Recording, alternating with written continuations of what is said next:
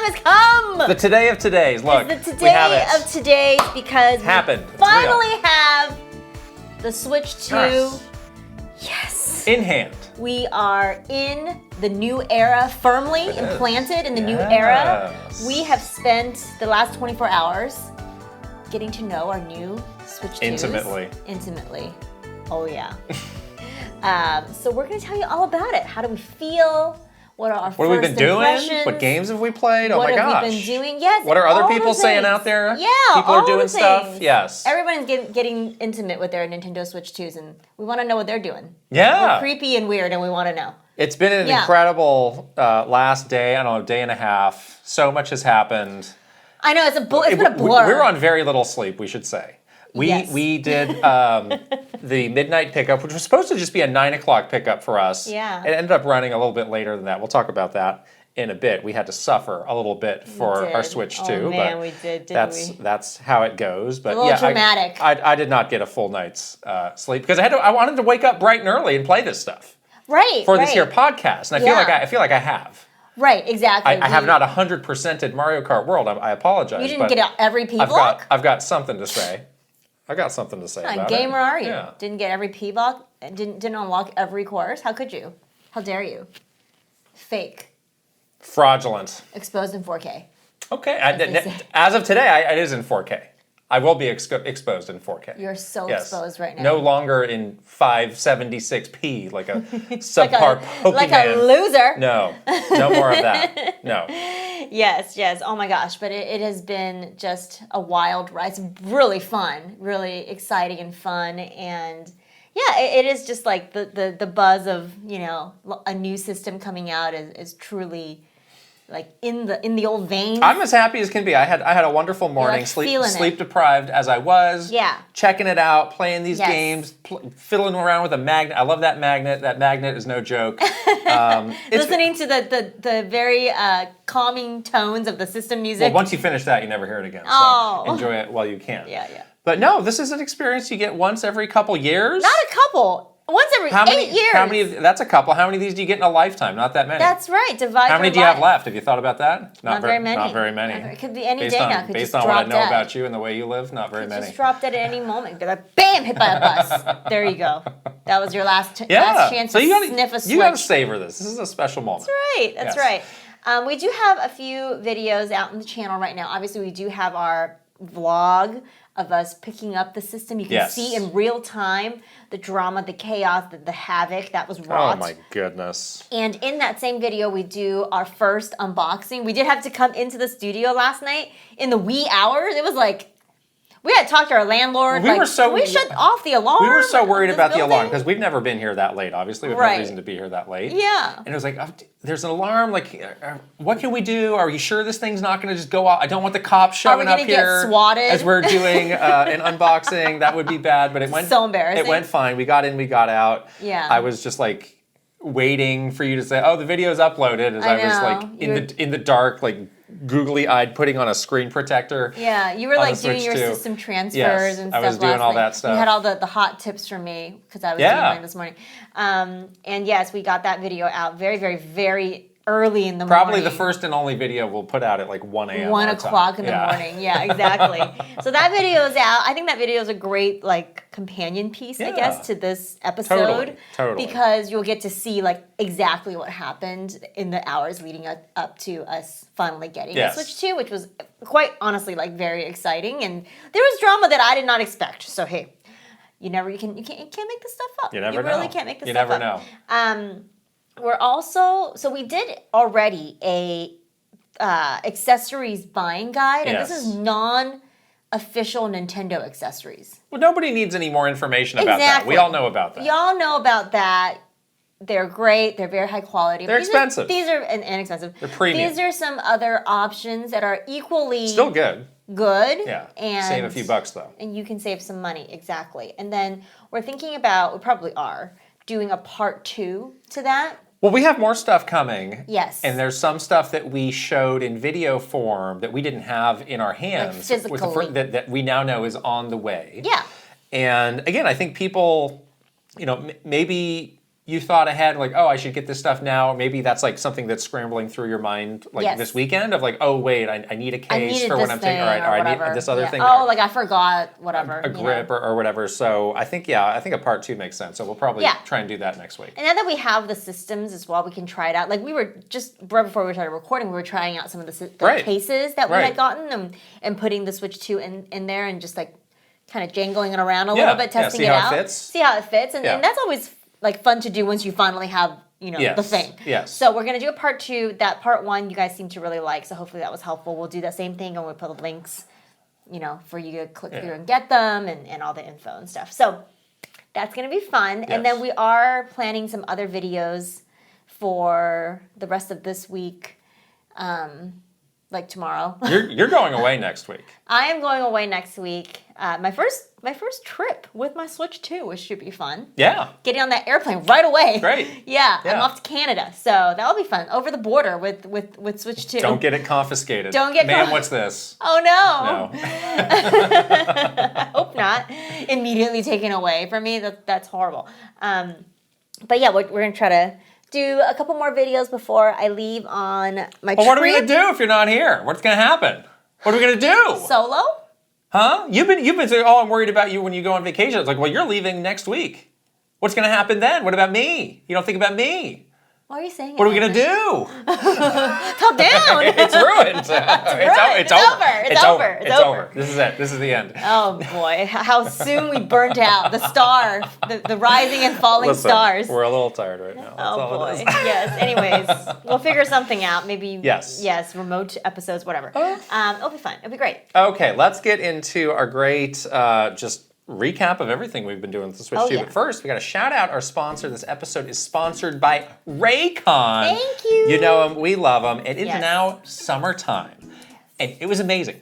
We were lamenting how bad the weather had been here through May, and then June 1st, bam, summer, beautiful weather, and it's like I want to be outside, and nothing makes it easier for you to be outside doing stuff than the Raycon everyday earbuds, which we both have and love and have used for like well over a year now and continue to love these things. It's well over a year for my original pair of Raycon that I got. They have never had an issue.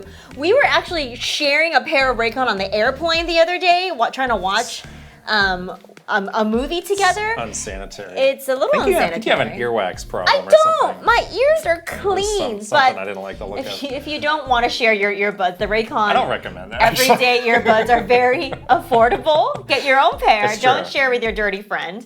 And yeah, it's just, it works so well because it's easy to connect it to all your devices. Like a Switch 2? Like a Switch 2. Yeah.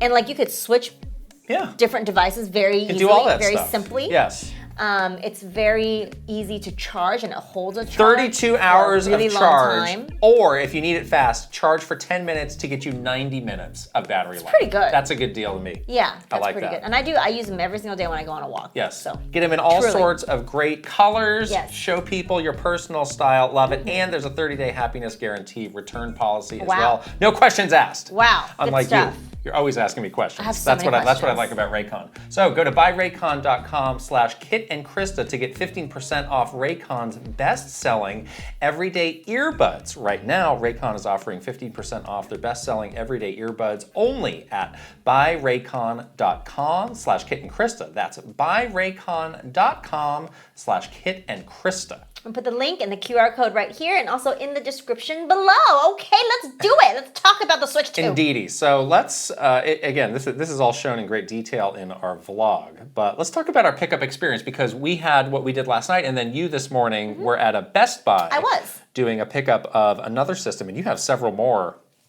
on the way for reasons I don't even know at this point. What do you mean? You got the one, you got what you need. I got friends. Super Joe. Capcom Super Joe's getting Retail one. Sean. Okay. People need them. People need me to help them, and I'm here for them. All right. I'm here for my friends, unlike you. People can do something. Selfish. People can do something for themselves. I only take care of myself. I don't care about anyone else. bye. Listen, I need to take care of myself after that situation at GameStop last night. They started on the hero arc, and then they had the villain arc. They had the fall off. It was quite the dramatic night. Yeah. So yeah, why don't you talk about that, because it seemed to be something that they were doing across many GameStop stores. So I did my pre-order in person at a physical GameStop back in, what was that, the end of April? April, yes. And I got, it was a few days ago this week, I got a phone call from them. They said, okay, we would like it, if you can, come to the store and pay off everything that you have pre-ordered, and we will give you a number.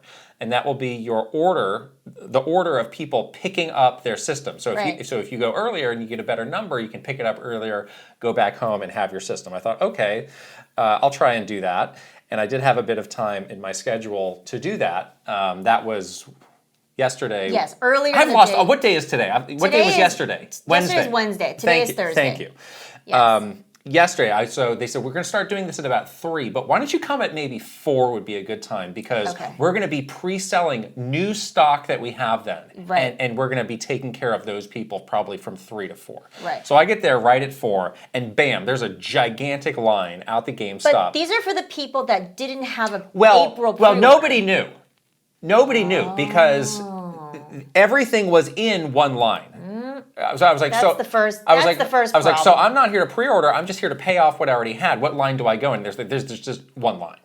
So that was a huge problem, because this line was very long. This line was, and it was like interspersed with different people with different needs. It was not moving is the problem. I stood in that line for about 30 minutes, and it moved maybe like 3 feet that whole time. Oh, jeez. So I said, forget this. I'm leaving, and I'm going to come back later. Okay. Because the actual, get your system, that started at 9 o'clock. Yeah. So I was like, well, maybe I'll come back in like an hour and a half. So I went to go get some dinner, and I came back, and then there was nobody there. It was perfect. It's like that whole line was gone.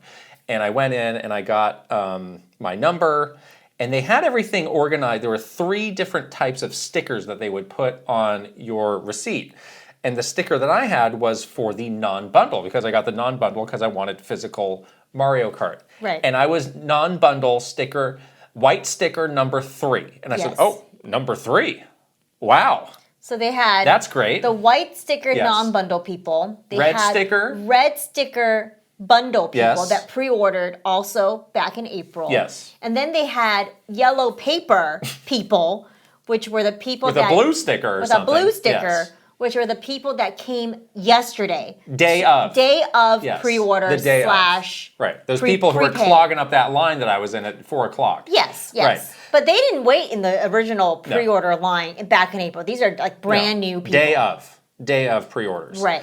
So I get that. I go home for a little while, and we meet up. We got there like 8:30 or something, because it's like, well, we have our number. It doesn't matter. Yeah, it was like 8:15. There's no need to get there early. So we were hanging out. We had a great time hanging out with the people there. Oh my gosh, people there were so nice. We met some people that were like fans of Nintendo Minute, fans of the podcast. Yes. Hello, it was so nice to hang out with you guys. You were the best. It was so much fun. I reconnected with some of the people that I had seen back in April. We all recognize, how's this or that? How's it going? Right. How's your dog? Oh, yes. Oh, how's your dog? We did see a cute dog there, too. Yes. So people were, before this chaotic thing started, people were in good spirits, and everyone was having a good time. Yes. Yeah. But then we get to 9 o'clock, and the manager comes out. So they made everybody leave the store, and they evacuate the store. Right. And the guy came out. He's like, okay, we're going to bring people in 5 at a time, and we're going to be starting with the people with the yellow papers. And there's just like a moment where everybody's like, wait, what? We're starting with the people with the yellow papers. That means you're doing the people who just pre-ordered like literally a couple hours ago first? Versus us, who was here months ago, who stood in that long line. Then stood in a secondary line to even get the number. Some of those people, like they started lining up like the night before that pre-order started. So again, like it took us a few beats to be like, wait, are you doing? It seemed like opposite. They did 5 at a time, and we were like, oh, surely after this 5, they will call in, red sticker first 5, and white sticker first 5. Like, no. They were doing all of the day of pre-orders first, and that's when we started to get mad. And there were some people that came the day of pre-order people, no shade to them, but they did not pay their dues of waiting in the long lines that you guys did. They came like 1 hour, 30 minutes before they closed the doors. There was somebody that literally walked in, paid for their system, walked back out, and got called before you guys got called. Yes. And so that's when we started to descend into madness. Yes. Because the people, rightly so, that had done the April pre-orders, stood in line for that. Many people paid their dues. Yes, many people had waited overnight in those lines because they didn't know the situation. And then the same people that did the April pre-orders came back to stand in another line. You did this. I waited in a line so I could stand hopefully less time in the future line, but I ended up staying longer. Right. Yes. So people were getting extremely angry. So they were trying to get through the day of pre-orders. There were 40 of those. No, 45. And it took over an hour for them to get through all of those. And it was slow. It was a slow process because they would bring them in 5 at a time. And then somebody would go into the back and match up your serial number with your order. Yes. Bring that out and then give it to you. So it was like about a minute, 2 minutes per customer. So at that point, by the time they got through 45 people, an hour had gone by. Yes. You had waited another hour. Right, and we knew exactly how many systems there were from the April pre-orders. At this store, there were 13 non-bundles, which I was a part of, and 27 bundles. So I was like, it really matters which one they're going to do next, because otherwise we're going to be looking at another 45 minutes waiting out here when we have to go back and record a video and upload it, hopefully before the crack of dawn. Yes, exactly. So it was getting pretty dicey. Getting tense. And people were getting punchy and visibly agitated. Yeah. You went to go talk to the guy. You went inside. I did. I was like, I'm going to do a good deed and just ask, what the heck, what is this process that seems to make absolutely no sense. So I went in there. I get it. He's very busy. He's trying to get through this. It's a chaotic just thing to do. But I very nicely asked. I was like, it doesn't seem like it's very fair for these people that pre-ordered months ago. Why would you not do it the other way? And he was like, I cannot talk to you right now. I'm very busy. Please leave. So I got the brush off. Hey, at least I tried. Yeah. I'm fine to always go in and try. For all you guys standing out there getting more and more agitated. And then so anyhow, they finally get through that long line of day of pre-orders. Right. And they start to bring in the next batch of people. And so it was either the white stickered non-bundle which was us. Which was you. Yes. Or the bundle red stickers. Red sticker. And till then, for the first hour, the red and the white stickers, we were good friends. We were rallying together. We had a common cause. We had a common cause. A common enemy. Yes, a common enemy against the yellow papers. And I was like trying to riot, trying to like incite a riot. You were doing a good job of getting them worked up. I was getting people worked up. Somebody be throwing a brick through this GameStop window soon. The kids were eating like handfuls of M&Ms. I was like, oh yeah, they're getting sugar high. Get worked up. And I was like, who's mad? Yeah! And it was getting a little wild at like 10 o'clock. And then they come out and they're like, okay, the next people. And there was like a dramatic pause because we knew this is where the friendship ended, between the white and the red stickers. They were like, red stickers. And I literally, my heart like sank. But this is where I don't really understand what happened next. Because those 5 people with the red stickers went in, and then the guy came out, he's like, we're actually changing over to the white stickers now. And I don't know why. They did not explain why. I don't understand why. But I was not about to argue with it. And we walked or feel any sympathy for the remaining red stickers at that point. Like, see ya. Sorry, red stickers. We're going in. There was one very cute red sticker person, which was a 5-year-old little boy. Yes. And I felt kind of bad for him because I was like, you need to go to bed. I know. Like, you're very cranky now. Like, you need to go to sleep. Hey, way past your bedtime. It's like 11 I gave him a high five. That was worth it. For the extra hour and a half of waiting. This child is going to have a really bad day today. Anyways, so they literally took the 1 through 5 red stickers into the store, and like 30 seconds later, as we were like lamenting our fate, like in the outside of the store, like I was like having a moment of like meltdown. They walked right back out. I really don't get it. And then the red stickers were like, never mind. They said the white stickers and the red stickers looked shell-shocked. Like, the fact that you were holding a camera in this guy's face all night long, is that the reason? Is that what it takes to get it done? I mean, I'm sorry. I didn't mean to take it away from the red stickers. Again, we've talked about you having some Karen moments, getting into your Karen era. Maybe this is brought us some good fortune. I'm trying to stand up for you guys. Maybe you're a good luck Karen. All of you guys were like too shy to go in and talk to the manager. We were too distraught. I'll go. We were the ones who were. You hadn't been in a line at all. I was trying to help. This whole time. Well, you did. I was trying to help. We can all help in our own ways. I stood in a line. I suffered in a line. Multiple lines for hours and hours. Multiple days. You were cold. You were hungry. The least you could do. You were huddled mass. Go speak to this man. Yes. So anyhow, we finally get in. And it is quite the process. Like they are like toddling into the back room to get the thing. The guy before. So you're number 3. We were in the GameStop at this point with numbers 1 through 5. Yeah. Number 1 is like ready for his system. You know, he's like excited or whatever.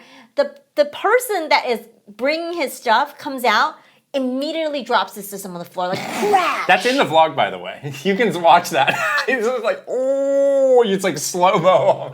It was so crazy. And no, it wasn't even like, oops, like I kind of caught it on the way down. It was just like, bam, like onto the floor. This box is heavy, and this box has very little like cushioning on it as well. We'll talk about that later. So it's like, and they're like, oh, it's fine. Don't worry about that. I did have the most like poignant joke in the moment. I was like, do you want to get a protection point? A lot of jokes about that. And then everyone laughed. It was pretty funny. I thought it was pretty funny. They were not I don't laughing. think that guy was laughing. That guy was really upset with me. I don't care. You really weren't making a lot of friends last night out there. Not at the GameStop, but the people in line were my friend.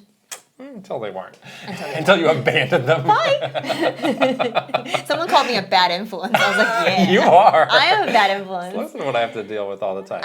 So then they made me wait for an alarmingly long time. They're like, we're just pulling your order. I was like, did you lose? And I was like, oh, we don't have enough of the, we ran out of the non-bundles, or we're out of or something. There's something fishy. But then after about like 5 or 6 minutes, the guy came out. He's like, sorry. He was like calling out from the back room, like a little disembodied voice. Like, again, because you were holding that camera in people's faces. Holding them accountable? Is this what it takes? I was vlogging for you guys. So yes, the guy dropped on the. We also saw this other story of GameStops that were stapling receipts into the boxes and puncturing the screen. It is a terrible packaging design though on Nintendo's part, where the screen was face up, so close to the. But you know what? Tape exists. You don't need a staple. You don't need a staple, no. But tape also, like, literally exists. Package it like a little bit better, a little more cushion. It's efficient. A little bit more styrofoam, maybe environmentally. It's good for the environment. Environmentally, Krysta. I don't know, whatever. But more Karen moments. You don't. Now care. you got two holes like a vampire, like bit your switch and right into the screen. And they were saying like, oh, this whole store was doing this. So whole what do you do? I don't know. You despair. I don't know. I mean, it sounds like people were saying this morning, like, oh, I walked into whatever store and I got it, so I'm sure nobody. I mean, I'm sure you could return this. It's a huge hassle. 100%. I hope all those people were able to get a system some other way. Why didn't Nintendo just flip it upside down so the screen? Well, then you're gonna have a thing going into that tape, or just hand somebody a receipt. Don't stick in. What's the deal with GameStop? Staten Island. Oh, I don't think those are people you want mad at you. Shaolin, the Wu-Tang Clan's gonna come after you. That's where the GameStop is. I don't think in Staten Island. I think you need to be careful what you say about Staten. Even though we're 3,000 miles away, I don't think you want to be speaking poorly of Staten. I didn't say anything. I'm just pointing out that this. What's with the deal with GameStop and these stickers? They're sticking a sticker all over everything. What's the deal? They want you to buy a warranty. They want you to buy a protection plan. How many people bought protection plans? That is next level. After watching this guy drop the Switch 2 to see the staple marks into that, I would be so upset. Can you imagine how mad you would be? So in that light, we also heard from somebody who was talked into joining the GameStop loyalty program. He was like, oh, you'll get priority pickup in and out in 5 minutes. This was back in April. This is red sticker guy. He had a white sticker. He was with us. Oh, he was white sticker. And he was raging. He was number 2. That's right. This is number 2. He was raging all night long over that. He was so mad. I would be so mad. I would be too. Can you believe that? So pissed. And every time, every one of those lines, like, sir, can I talk you into joining the GameStop? Yeah. I was like, no, I don't. We gotta go about product protection. No, I don't want any of this. Why do they do that? Well, they have to. They don't have a choice. They don't have a choice, but it's just such a terrible experience. It's a bummer. Yeah. It's really a bummer. I just need like at the Brazilian steakhouse, like a little thing that I changed from green to red. When it's like I've had enough of you. Please stop talking to me. No more, please. Yeah, no more meat. Yeah. No more warranties. No more of this. I don't want it. I can't take it anymore. Can't take it anymore. So, we did eventually get the system, thank goodness. There's only so mad. I was definitely frustrated and annoyed. But what can you do? Exactly. That was my mentality. I was like, you have to wait. I was like, you know what? Unless there's something truly catastrophic, like a staple that shoots through my system's heart or something. Or like they lost your order or something. I'm going to be coming out of this with a Switch 2 eventually. Soon enough. So like we've been through so much already. Yeah. This is where like That's what we're saying. Like, it doesn't pay to be a real fan, you know? Everybody was saying that in the line. They were like, why do I even bother? Yeah. You made the greatest comment ever, which was this line and the conversations happening around us is like a real life YouTube comment section. Because it's literally that. It's like everyone was like shouting how mad they Somebody was complaining about a game key card. Somebody was complaining about the price. Someone was saying, great to just listen to these conversations. I can't believe that I'm suffering to do this. Right. But they all bought it. There we all were. We all bought it. We all stood there, waited. And we were there. Happily gave them $500 to have a terrible. I gave them a lot more than that. You gave them a lot more than that to have a terrible pickup experience. We did. Oh my god! How much more can you? So I guess someone to suffer. The universe is back in balance because everyone's like, oh, GameStop, they were the hero of the pre-orders, and then after these, it's like no. So we're back to even Steven. Yeah, we're back to where we started. We're back to full circle. We're back to GameStop sucks. We're never going back there again. It's the only time. Until the Switch 3. Until the Switch 3. Yeah, 8 years from now. If you're still with us, we're gonna go pick up the Switch 3. I might not want to be with us. Oh, you may not be. I had a much better experience. Talk about you. So you had a Best Buy. I had a Best Buy in-store pickup. And you checked that line out last night on your way in? Yes. So what was the scene last night? Oh, it was unreal, like horrible. Just a long line? And they also had kind of a similar GameStop situation where they were doing the same thing where like if you didn't you can do day of pre-orders or prepays or whatever. And ironically, that line was shorter and faster than the poor people with the pre-orders. The pre-order line, it had got to be like at least 80 to 100 people deep. Is this a big Best Buy? It's the San Francisco Best Buy. Oh, okay. It's not small. That's probably pretty big. I guess it's pretty big. Yeah. It probably services a pretty broad area. There's not a ton of Best Buys around here. So. Yeah, and it like the line was like the entire parking lot was a madhouse, and the line just went all the way around. And then the line of the day of people were like quite short and quite fast. Okay. So then I was like, so you had no chance of getting that. There's no way. I can't wait. I need to edit a video. I can't do this. So I was like, well, I'll just come back and I talked to them. I was like, well, if I already have a pre-order, can I come back tomorrow morning? They're like, yeah, we open at 10. It should be pretty chill tomorrow morning. Okay, so what was the scene at 10 then? Yeah, so I got there around 9 just to make sure that there wasn't a crazy line because I really needed to have this thing to record this episode. So I ended up, getting there and nope, there was like 0 people there. Nobody was in line. So I waited until about 9:30. Somebody came out from the store and was like, oh, perfect, you have a pre-order. Don't worry, it will be fast. Then a line had started to form. So I stood in it. And by the time the store opened around 10, the line was probably about 40 people deep. Oh, wow. And they kind of went... How many systems did this store have? They went down the line and they were like, who has a pre-order and who's just here to buy one? Yeah. And in that line, about 40, 50 people, only about 5 of us had pre-orders. So they put us in a different line. Yeah. So they had one line for people that were just buying day of without a pre-order and one line of the 5 or 6 people that had a pre-order that was just picking it up. Yeah. As soon as the store opened, got in, got my system. I think the store opened at 10. I was out of there by 10:03. It was so fast. Okay. And the people, and as I was like, putting my Switch into my bag and like getting to the car, I saw them letting in the people in the non-pre-order. They were just buying the system day of. They just Did they say they had enough? Yeah. Nobody got rejected from that line. Oh my gosh. And there are just so many systems out there. As I was leaving, people were just coming out carrying their little bags with and then the line was almost gone. Yeah. But it was like 15 minutes had gone after by. all that pain we went through, this pre-orders. We didn't even need it. Didn't even have to do that. Didn't matter. So many people. Doesn't pay to be a real fan. Pay. No, there's no point. You just don't know. You just have be a dirty casual. No guarantee. Be exactly the same. Even better. Yeah, I literally saw somebody walk into the Best Buy at like 10:15. and came out like 5 minutes later with the system. No issues. And there's so many comments. I want to go see this. I'm going to look this weekend. That'll be telling. If this weekend, if there are systems available, then it's like they have truly like saturated met the demand. Yeah, and even plus like maybe 10 to 15%. Yeah, which is what I think that was their goal. People were saying, Costco didn't do any pre-orders, but they opened today, and people were like, it was very easy to get one. There was a lot of... Sir, I'm here for toilet paper. I need the bounty. I'm here for a hot dog. Oh, I love the hot dog. Chicken bake. I want a chicken bake and a Switch 2. You've become like a diehard Costco fan in the last 3 months. I'm very confused by it. I love it. But yeah, it does seem like, anecdotally at least, people have been able to... If you wanted it, you probably got it. Great. Very easily. No pain at all. So yeah, I think they're out there. I think people can easily get it.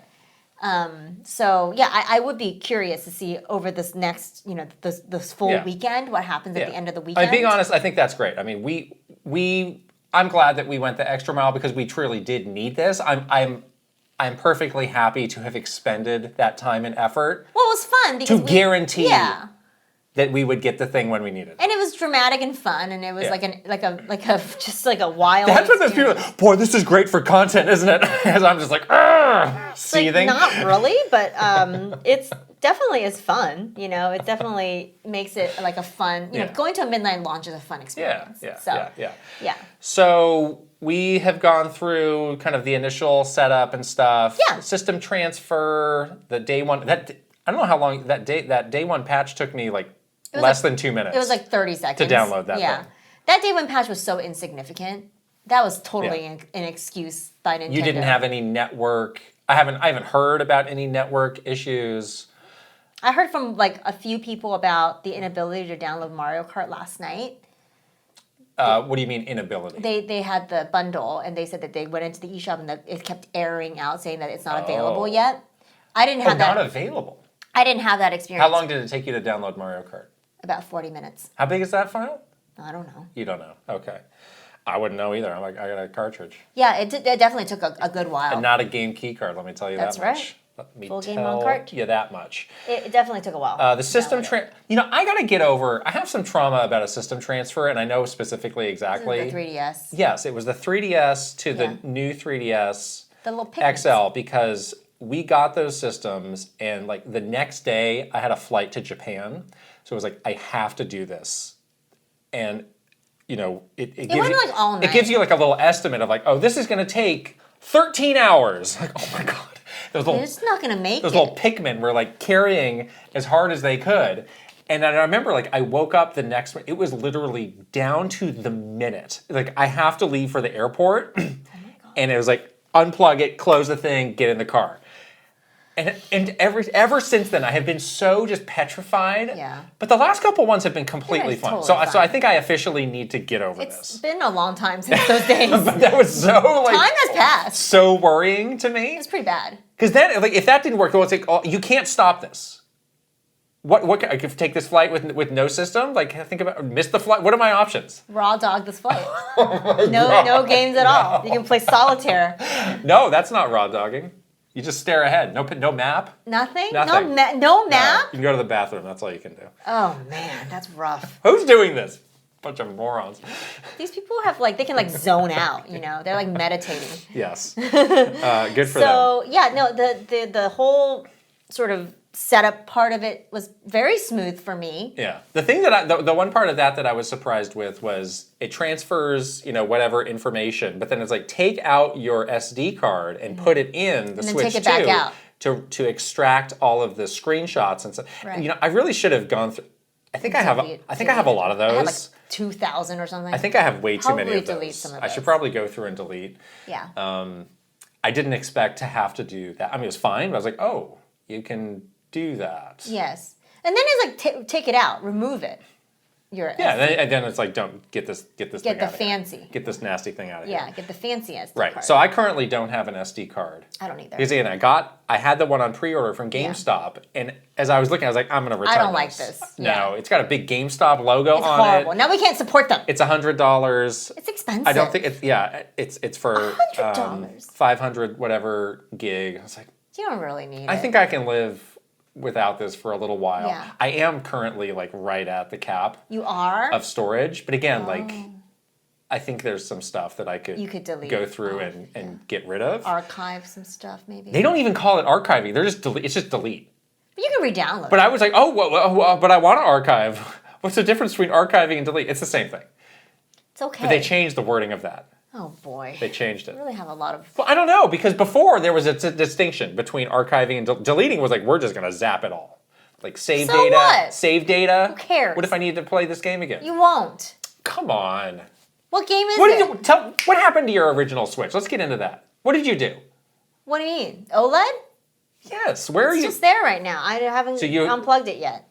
But I will. So you have an issue with the Switch 2 not being white because everything else... It can't sit out. So what are you going to do? Just won't dock it. You're not even going to hook up the dock? No. What? Not for now, I won't. That seems bizarre. I don't need to play it on the TV right now. Okay, I'm realizing I should have thought of this in advance. My TV, it's kind of an older TV now. I maybe should start looking for a new one. They're really cheap now, the TVs. I know. You could just get one like Thanksgiving or something. I think it's more like that. Like, how do I get rid of a giant old TV now? I don't know. Goodwill. They could just put it out and put the sign for free. On the street, and then free. Works. I did that with a chair a few weekends ago. That. It was like it's so fast. Literally, as I was putting it out, this guy just pulled up in a truck. So, you giving that away? Yeah, buddy. Like, yeah, I'll help you put it in. Perfect. So someone will want it. So maybe that's the move. For sure. But I only have, it's obviously got a lot of HDMI inputs. It only has one input that does the 4K, the HD, all the stuff. All the other ones are just like the old school up to 1080. So I have the PS5 and that. I just took the cable out of the PS5 for now. Oh, but that's so sad. I don't want to do that long term. So I can get one of those little switcher things. I've had those before. Those are fine. But I need some solution for that. Yeah, I'm probably not going to. The Switch 2 is getting bumped up to the big cable. Yes. No more minor leagues 1080p. Yes, big 4K. Time 4K. 4K. I don't really see the need to play in TV mode right now. There's not a game right now that I'm like I need to see this in TV Mario mode. Kart? No, it looks great on the big screen on the handheld. It looks good. I like it. All right. No need, for me at least. I'm just not like even for like a Tears of the Kingdom level game. I played for like 1 hour in TV mode and then I undocked it immediately. Oh. So I'm just not into it. I'm not into it. Fine. So I don't need it. I can just charge it on my, I have a little charging thing for just USB-C. So I'll probably just keep the dock in the box for now. All right. Well, that's a good segue to just general impressions of the system. You were worried about it being very heavy. And I would like to know what you think. It's pretty heavy. It's definitely heavier? It's definitely heavier, and I played for about 2 hours straight. Yeah. In handheld mode. My wrists were getting all fatigued. You do some exercises? I need to do a little stretching. Yeah. A little yogi stretch. Yeah. But it's a big boy. I mean, looking at it as the system was transferring from the original OLED to the, I'm like, dang, this thing is big. Beefed up. Yes. It's like you don't kind of notice it when it's just like a picture. Still very thin. Very thin. Not thick. Very thin. Yes. But that's what's nice about it. Wide. It feels like they have maximized every little bit of space that they are using on this. They definitely have, but it is heavy. Mine was getting really hot. Oh, really? Too, in handheld. Oh, see, I've barely done any handheld, so I don't know. I think it's because it had just started using it. Maybe it was doing some stuff in the background or something that I didn't know about. Were you downloading stuff also, maybe? Maybe. I don't know. I stopped all my downloads to prioritize Mario Kart, and I was playing it. And it did feel like it was like really hot and really heavy. Okay. And then I was putting it away. I was like, is this thing too hot to put away right now? Jeez. Too hot to handle. Too hot. Is it like blow up in flames or something? So yeah, I mean, I definitely need to get used to the weight, but it's not like, oh, I can't play, this is too heavy. It's not like that, you know, but it definitely is, it feels heavier than the original. I mean, yes, of course it's heavier. I was also like, oh, I wonder how the screen's gonna look because the OLED screen's a beautiful screen, you know, but the screen looks great. It's big, it's clear, it feels like especially with Mario Kart, the colors are so vibrant and so gorgeous, and I don't have any issues. Lighting looks great. Like it definitely looks incredible. Mm-hmm. So I really like it. Like having that bigger screen is really, really nice. So that's been great. I haven't had any issues with like, the Joy-Con feeling like they're too big in the hand either. Like that feels fine to me. Those don't feel, I would say, significantly bigger when you're holding it. Right. And I was like, sometimes I have like that trouble like reaching buttons and things like that because my hands are so small. But I don't, like the Steam Deck, I have a real issue with reaching buttons with the Steam Deck. But it felt good. Like it's like your arms are further apart because it's bigger, but like my hands. Here we go. It's huge. My hands are like fitting, the buttons and the controls and the Joy-Con fine. Yeah. That's good. It sounds ridiculous to say because we made fun of it for so many months, but I love the magnets. I absolutely love the magnets. It feels so secure. It feels secure, yes. That motion of like unconnecting them and then it's just like, boom. It's like, oh, it is in. I love that. It feels just so tight, so secure. Yeah. So unlike what the state of my old Joy-Con were. You have the rails are like wobbly. It feels like it's in here. It's like, slipping out. Yeah. It's like slipping out this way and you're like, oh, geez, this is going to like come flying off. Like, no, this is great. This feels like really good. It's just solid. And again, I don't know, like, can a magnet degrade over time? Probably not. I don't know, but I was like, it's like your fridge magnet. This still stays on. This is an upgrade. Still stays on. Well, I'm not taking my fridge magnet on and off every day, I don't think I'll be taking my Joy-Con off a lot either, right? Yeah. You just have it on. I did test that my pet issue, the connectivity of the left Joy-Con. I played a bunch. So to explain this, on the original Switch, I have this issue where like the signal from the left Joy-Con, it is weak. People know this. Yeah. And we've seen a lot of times where it'll just like desync or like desync, periodically desync. And the way that I sit, so I have my system is in like a little cabinet. Mm-hmm. It's like a glass door. And then I have this coffee table. And for whatever reason, like the line of sight of how I'm sitting, there's some things blocking it. Right. And on the original Switch, it just wouldn't work. So like the Joy-Con grip is just like out the door. It's like, I just can't use this. Right, because that one thing would just disconnect. So I tested this. I was using the Joy-Con grip. I held it like under the table or like behind it, so there's like the full length of wood. Yeah. In addition to the glass and whatever else, I had no problems. Oh, good. So it seems to be improved / fixed, which makes me very happy. That's great. Because that was really annoying. That is really annoying. What? Come on, how weak is this? Yeah, like it's not that far away. Exactly. It's not like you put in like a cement block or something. Jeez, exactly. Exactly. I also had, in our accessories video, we were saying, in our conversation with 8BitDo, and that's how you pronounce it, don't come at me. Okay. They were saying like, well, we're very confident that's going to work, but we're not going to know until we get the system and we test it ourselves. And I synced a whole bunch of third-party. And it's all fine. No problem. Yeah, it's all fine. Exactly the same as doing it before. Yeah. So that is great. I was playing it mostly in docked mode. The dock itself, it's a hefty dock. It's got a lot of ventilation worked into it, but did it hear sound loud? I never heard a fan. When I took it out, it didn't feel hot to me, so it seemed completely fine. Yeah. It's not like, it is a heavy dock. Sometimes this PS5 just like starts whirring up. It's like, oh boy. Helicopter taking off or something. Oh boy. So this did not seem like that. Right. At all.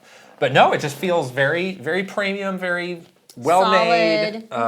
Really what you would have wanted out of a better Switch. So that's what more can you ask for? Exactly. It definitely just feels like a premium Switch. Like everything about it, Would you say a Switch Pro? Yes, actually. Wow. Yes, actually. I mean, it's not like there's anything about it that is like, this is the most mind-blowing thing I've ever seen in my entire life. Like, I've never thought that Nintendo would make hardware like this. It's not like that feeling, but it's like, this is truly an upgrade.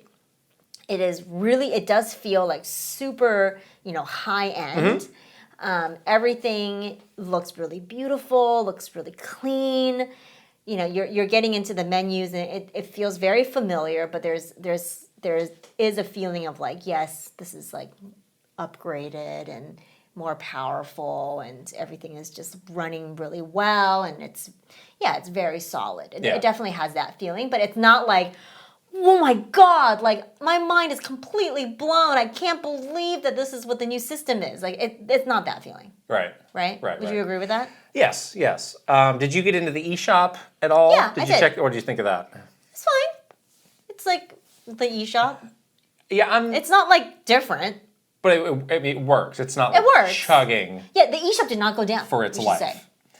I want to see it. I want to see it in a year because my recollection is that the Switch 1 eShop did not have all these problems until later in its life. Yeah, that's true. So it's like, it's working now. It's working as it should. But again, once we load up this many things, or who knows, like what could cause it to degrade over time. But for now, it's like, this is the eShop we should have had all along. Yeah, I went in, I easily logged in. I had to go to the eShop because I needed to download Mario Kart. So I went in there and put my code in as normal. And everything felt very familiar. Like it didn't feel like anything different or redone or anything like that. It worked. It was there was no issues doing any of the things I needed to do. If you just look at all the every release, all the games just have like a red bar with a Switch 2 logo on the top, so that you can. There's no really other delineation between Switch 2 and Switch 1. Right. And it's like you're trying to scroll down, like Switch 2, Switch 2, Switch 2, and you can tell when you get into Switch 1, it's like just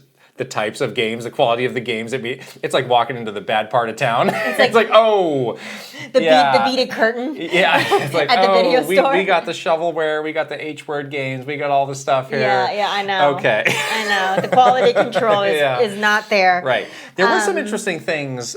So I did get a couple of these upgrades. Yes. For Switch 1 games, upgrades to Switch 2. And they're handled some different ways, which I thought was interesting. I got the Fantasy Life one. I paid the $2.50. Oh, perfect. 7 cents for that. And that just takes the same game icon that you had and it just converts it and it becomes the Switch 2 version. Right. I also had gotten Hogwarts Legacy because that was on this crazy sale beforehand. That's right, As I was like, so you saved money that way because you got it on sale. I saved a lot of money. And then you can just buy the $10 upgrade. It was $10 upgrade, but then that downloaded a whole other game onto my system. So I had 2 Hogwarts Legacies. Did you need to delete one? Well, first, I opened up the Switch 2 and it was like, first you need to transfer over your save data. So don't delete. If you have save data and you end up... Move it over and then you can delete the other one. Interesting. So they probably handle it right. So it's interesting that there's not one... universal way. Yes. For people to do this. Right. So and we have a few more that we need to check out in terms of these upgrades. So the other thing that was kind of interesting to me, and you probably wouldn't have seen this because you have a physical Mario Kart World, but so I downloaded Mario Kart World onto my Switch 2, and then I went to go open the game, and it was like, you need to link your virtual card. Huh? And then it forced me to get my original Switch, link the 2 systems, and then get the digital... The heck are you talking about? The virtual card. For Mario Kart World? Yes. Why do you need a Switch 1 to do that? I don't know. It forced me to. It said you cannot play this game unless you take this step.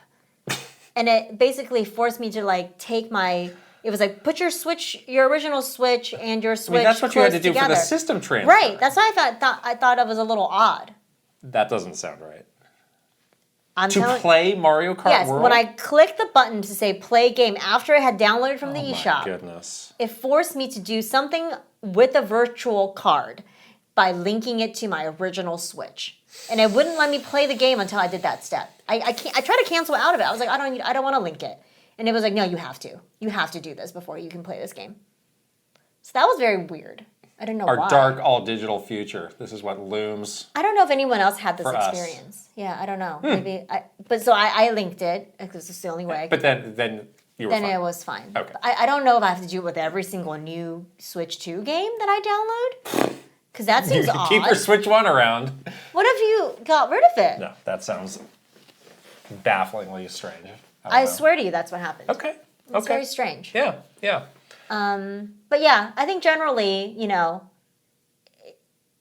really like it. It's really nice, and it does. It feels like a very, it is exactly what was promised, which is a bigger, better, more powerful Switch. Yes, I did put on that screen protector also. Good. I get very late last night, Was it straight? As I was waiting for you to finish that. Again, I had the one that had the guide on it. Yeah. It looks so perfectly aligned. Thank goodness. Thank God for the guide. Because it's late. It's like it's dark outside. And I'm like trying to look for specks of dust like a crazy person. And I was like, just please work. But I was so happy with it. Oh, good. When I was done, I was like, I have to do that still. Now I can stop worrying about this I have screen. to do that still. Yeah. Oh man. Yeah, that's good. I mean, glad all the accessories and stuff are working. Like the controllers work. That Pro controller, that is amazing. The new Pro controller. So you did not get a Pro controller. I did not. Because you were playing handheld. Yes. And I also have the nice 8-bit do controllers. Yes. I mean, this Pro controller is expensive. It's like $85. But it's very nice. It feels good. But it is really, really nice. It's very soft touch. And I think that's the approach that they should take with the Pro controller. Because it's like, not everybody's these third parties have kind of the affordable end of things down it, and these days all of those are perfectly fine. Yeah. But if you want something that really has a premium feel, I think this is the way to do it. Yeah. Make something that truly is a step above, but costs a little bit more. And make it different enough that people would pay extra for it. It looks exactly the same as the Switch one, but it feels actually a little bit smaller in your hand. I don't know how to explain that. It's got a different finish, but all the stick, I can't explain the sticks. The sticks are very smooth. It's silky smooth moving the sticks. It's very quiet. There's no like banging around when you hit the edge. Yes, totally. The buttons just feel great. They feel right. Yeah, it's not clicky and annoying. No. It just got a very soft touch. It's just great. Yeah, like they know really it makes a really nice controller. It's really nice. It's so, like they put something in there. I mean, now I have what did they put in there? Now I have a lot of controllers. But no shortage of controllers. I'm glad that I picked that one up to be at the top of the line of what I have. Yeah, really exactly. Nice stuff. That's awesome. Yes. That's awesome. Should we talk about some games? Let's. Yes. Mario Kart World. Yes. Have you 100%ed it yet? Yes. Good. Good. All right, moving on then. Welcome to her.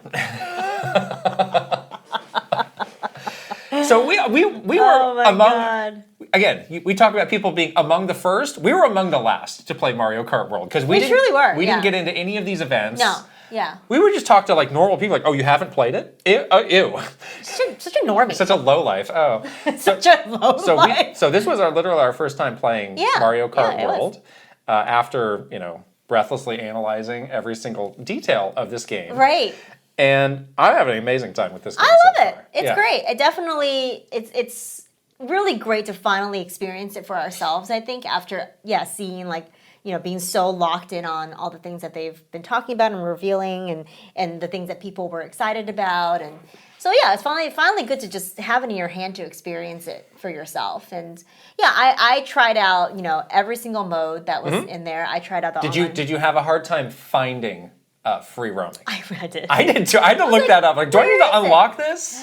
It's a plus. It's a tiny letters. In the front end menu. Yes. There's in the corner a little That's prompt. where you were really given a clue that this really isn't a mode that they wanted to highlight as much as I thought. Yeah. Because it's not even in people could just completely miss that. It's not even in the main menu scroll of the rest of the different modes. So yes, when I was finally ready to look for it, I was like, where is this? Right. So I guess we can just talk about it mode. I'm sure you tried out all the modes as well. Yes, I was mostly doing Grand Prix because I wanted to unlock all those characters that come with it. Like, there's a lot of ways to unlock stuff in this game that I actually find slightly annoying that you have to do that. But I was doing all the Grand Prix, but I did a couple knockout tours. I did a bit of time in free roam. I didn't go online yet. I don't know if you did that. I went online immediately. Oh, wow. Because I just wanted to see what it was like. Well, what's that like? It's great. It works very well, and it's very fast. Yeah. So yes, I just wanted to make sure I hit every single mode, at least for a little while, just to understand each of the modes. So yes, Grand Prix, I was doing a lot of that, doing the same thing, like unlocking characters, unlocking tracks, doing costumes, whatever, and getting a better sense of this, quote, interconnected world. My takeaway from that is that it's less of open world Mario Kart. It's more just it's just more content Mario Kart. In terms of Grand Prix, they say drive from one race to the next, right? But what it really means is that instead of a cup having 4 courses, it's a cup that has 8 courses. Right. And some of those tracks, it's it'll say there's 3 laps, but really only the last lap is you actually doing the named course. Right. Because a lot of times you're on some freeway. I actually like that a lot. Yeah. Something that I did not expect that I love about this is how many of the courses are not go in a circle. They are point to point. Because you know how much I love... You like the Wario, Mount Wario style, where it's like you start in one place and you end in somewhere completely different. Yes. It seems like more than half of the things that you're doing in this game are like that, and that's what I really like. I mean, it's harder for them to do that because they have to put so many new things in. Yes. But it does feel more like I'm on a road trip versus I'm driving on a racetrack. Yes. So that is a difference that I'm feeling. Yeah. But in terms of like, you know, when I first heard the phrase that they said, you know, open world Mario Kart game, now you can drive from one race to the next, your brain sort of does a thing where it's like, oh my gosh, what does that mean? We can like roam around? Right. And then like freely get to the next start line? That's not how it works though. Well, I need to look, I haven't, did you do a time trial at all? I did. So those tracks, again, where like 2/3 of the race is you're on a freeway, how are those handled in a time trial? It's the same thing. It's the same thing. It's the same thing. Okay. Yeah. Because I guess you could feel a little bit cheaped out of like, I really wanted the full experience in this setting with this vibe, but I'm spending, you know, the last minute there. Yeah. Versus driving on some random road. Right. That's not how I feel, but I could see why people would say that. The areas are sort of themed to the track. Right. So you do kind of feel like you're like in that. Right. But there's a lot of like transition where it's like, all right, I'm leaving this area. That's I'm getting out of the spooky zone. Yes. And then I'm going to like the and swamp then there's kind area, of like whatever. Yeah. A period in the middle of like kind of a little bit more indistinct, just like it's a road. Landscape. It's a road, it's landscape. Yeah. Until I'm into the next themed area. Right. I don't mind it. Again, it feels. I like it. It feels more like road trip, less like racetrack. Yeah. But it definitely is not like.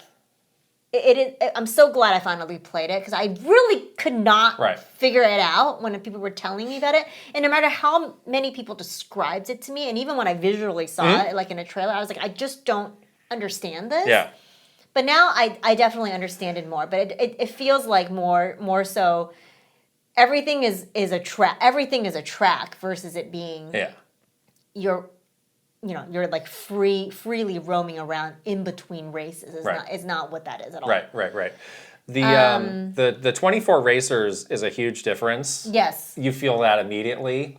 The roads are very wide, and there's so many times where it's just like, it is just chaotic. It is very chaotic. The coins just everywhere. Right. Like especially if there's other things like traffic and things like that in the road, you're like, oh my God, we're jammed up here. Right, but there's some really like satisfying moments though, like the boomerang, which was kind of a useless, I thought, item before, but it's like, sometimes I'm in some corridor and there's like 6 people ahead of me. Like, heck yeah. Oh, here comes the shotgun boomerang right now. It's like, yes. That's a good one to do in those corridors, and also the new hammer. Yeah. Because you can just spam that, and it's just like a row of people. You can just take them out. Right. The way that you get kind of like knocked off balance is very like expressive as well. It's like, you really do feel like you're like, oh my gosh, I'm like very unseated. Well, there's a lot of like in between, because normally it was like, are you spinning out or not? Right. But there's sometimes like I kind of like all wobbly. I kind of sideswiped a car on a road and I was like, whoa. I was like 45 degrees. Yeah. And I was like, am I gonna spin out or not? And then I just kind of went back to driving. Yeah, or like you kind of spin out in different angles. Yeah. And even when you're driving around and knocking people into things or like throwing items at them, sometimes like the environment breaks off too and like flies at you, which is kind of interesting. Like what? Yeah, I was like on a road and like a pipe like came over. I was like, oh, geez, this is crazy. Wow. It was very frenetic. But it seems to lead to a lot more varied outcomes where even if it's like, oh, well, you know, I always get first place because I'm so great. But now there's 24 people and there's more chances for people to get like a blue shell. Rubber banding. It just feels like there were a wider variety of outcomes. Because I was just doing everything 100cc for my first time. Yeah, me too. Let's start here. But I was not getting first place every time. Yeah. I was like, wow, okay. It feels good, you know. There's probably going to be a good level of challenge the higher up I go after I've done everything once. I immediately went to the online multiplayer to do Knockout Tour because I wanted to play with real people and see what that felt like. How far did you get in that? I did pretty good my first try. Oh. I got up to the last, I missed out on getting in the top 4. But I did pretty good, like leading up to that. I mean, it definitely is super fun. So if you get knocked out early, what? You can spectate the rest of the race. Is there a polite way for you to leave? Yeah, you can leave. Okay. You can just leave. Yeah. So that's not going to like shut the game down for everybody? No. I think you can leave and join a new race or whatever. Good. But yeah, it was really fun. Like it definitely felt very like high, high energy, and like you're getting very competitive, and it's very like frenetic. Well, I had seen people saying this, and I kind of discounted it at the time, but it's like that much uninterrupted racing, you do get a little tired at the end of like, oh, I've been concentrating on this for so long. My hands started to hurt a little bit. I've been so focused for so long. It's like once you finish, you're like, whoo. Yeah. Wow. Yeah. When you finally see that, like, because it's like top 20, top 20, and it's like top 16, and then it's like top 8, top 4, and then obviously that in the winner top 3, I guess. Yeah. But I didn't make it that far, so I wouldn't know. But yeah, when you see those gates coming up, like it says like the big 16 is there, you're like, I'm gonna make it. Yes. I'm gonna make it. Right. And just don't mess up. Right. And you do get that sense of like relief as soon as you cross the gate. It's fun. I'm also pretty impressed with how there seems to be many new layers of skill with the couple new mechanics that they've added. Yeah, like the grinding. The jumping, the grinding, the wall jumping. Yes. It's not as like automatic as I thought it would be. Like you do really need to plan ahead and charge up that jump. Right. Because you can't just do the normal jump on most it won't and get work. on most things. Yeah. It just will not work. Unless it has like a little up kind of little angle to go So I was like, up. oh, there's actually a lot more to this than just like spamming jumps and doing tricks. And it's like the angle of how you get off the jump too. You have to like plan that out. You can mess that up. You can mess it honestly. up. You can fall off the course. So I was like, oh, this.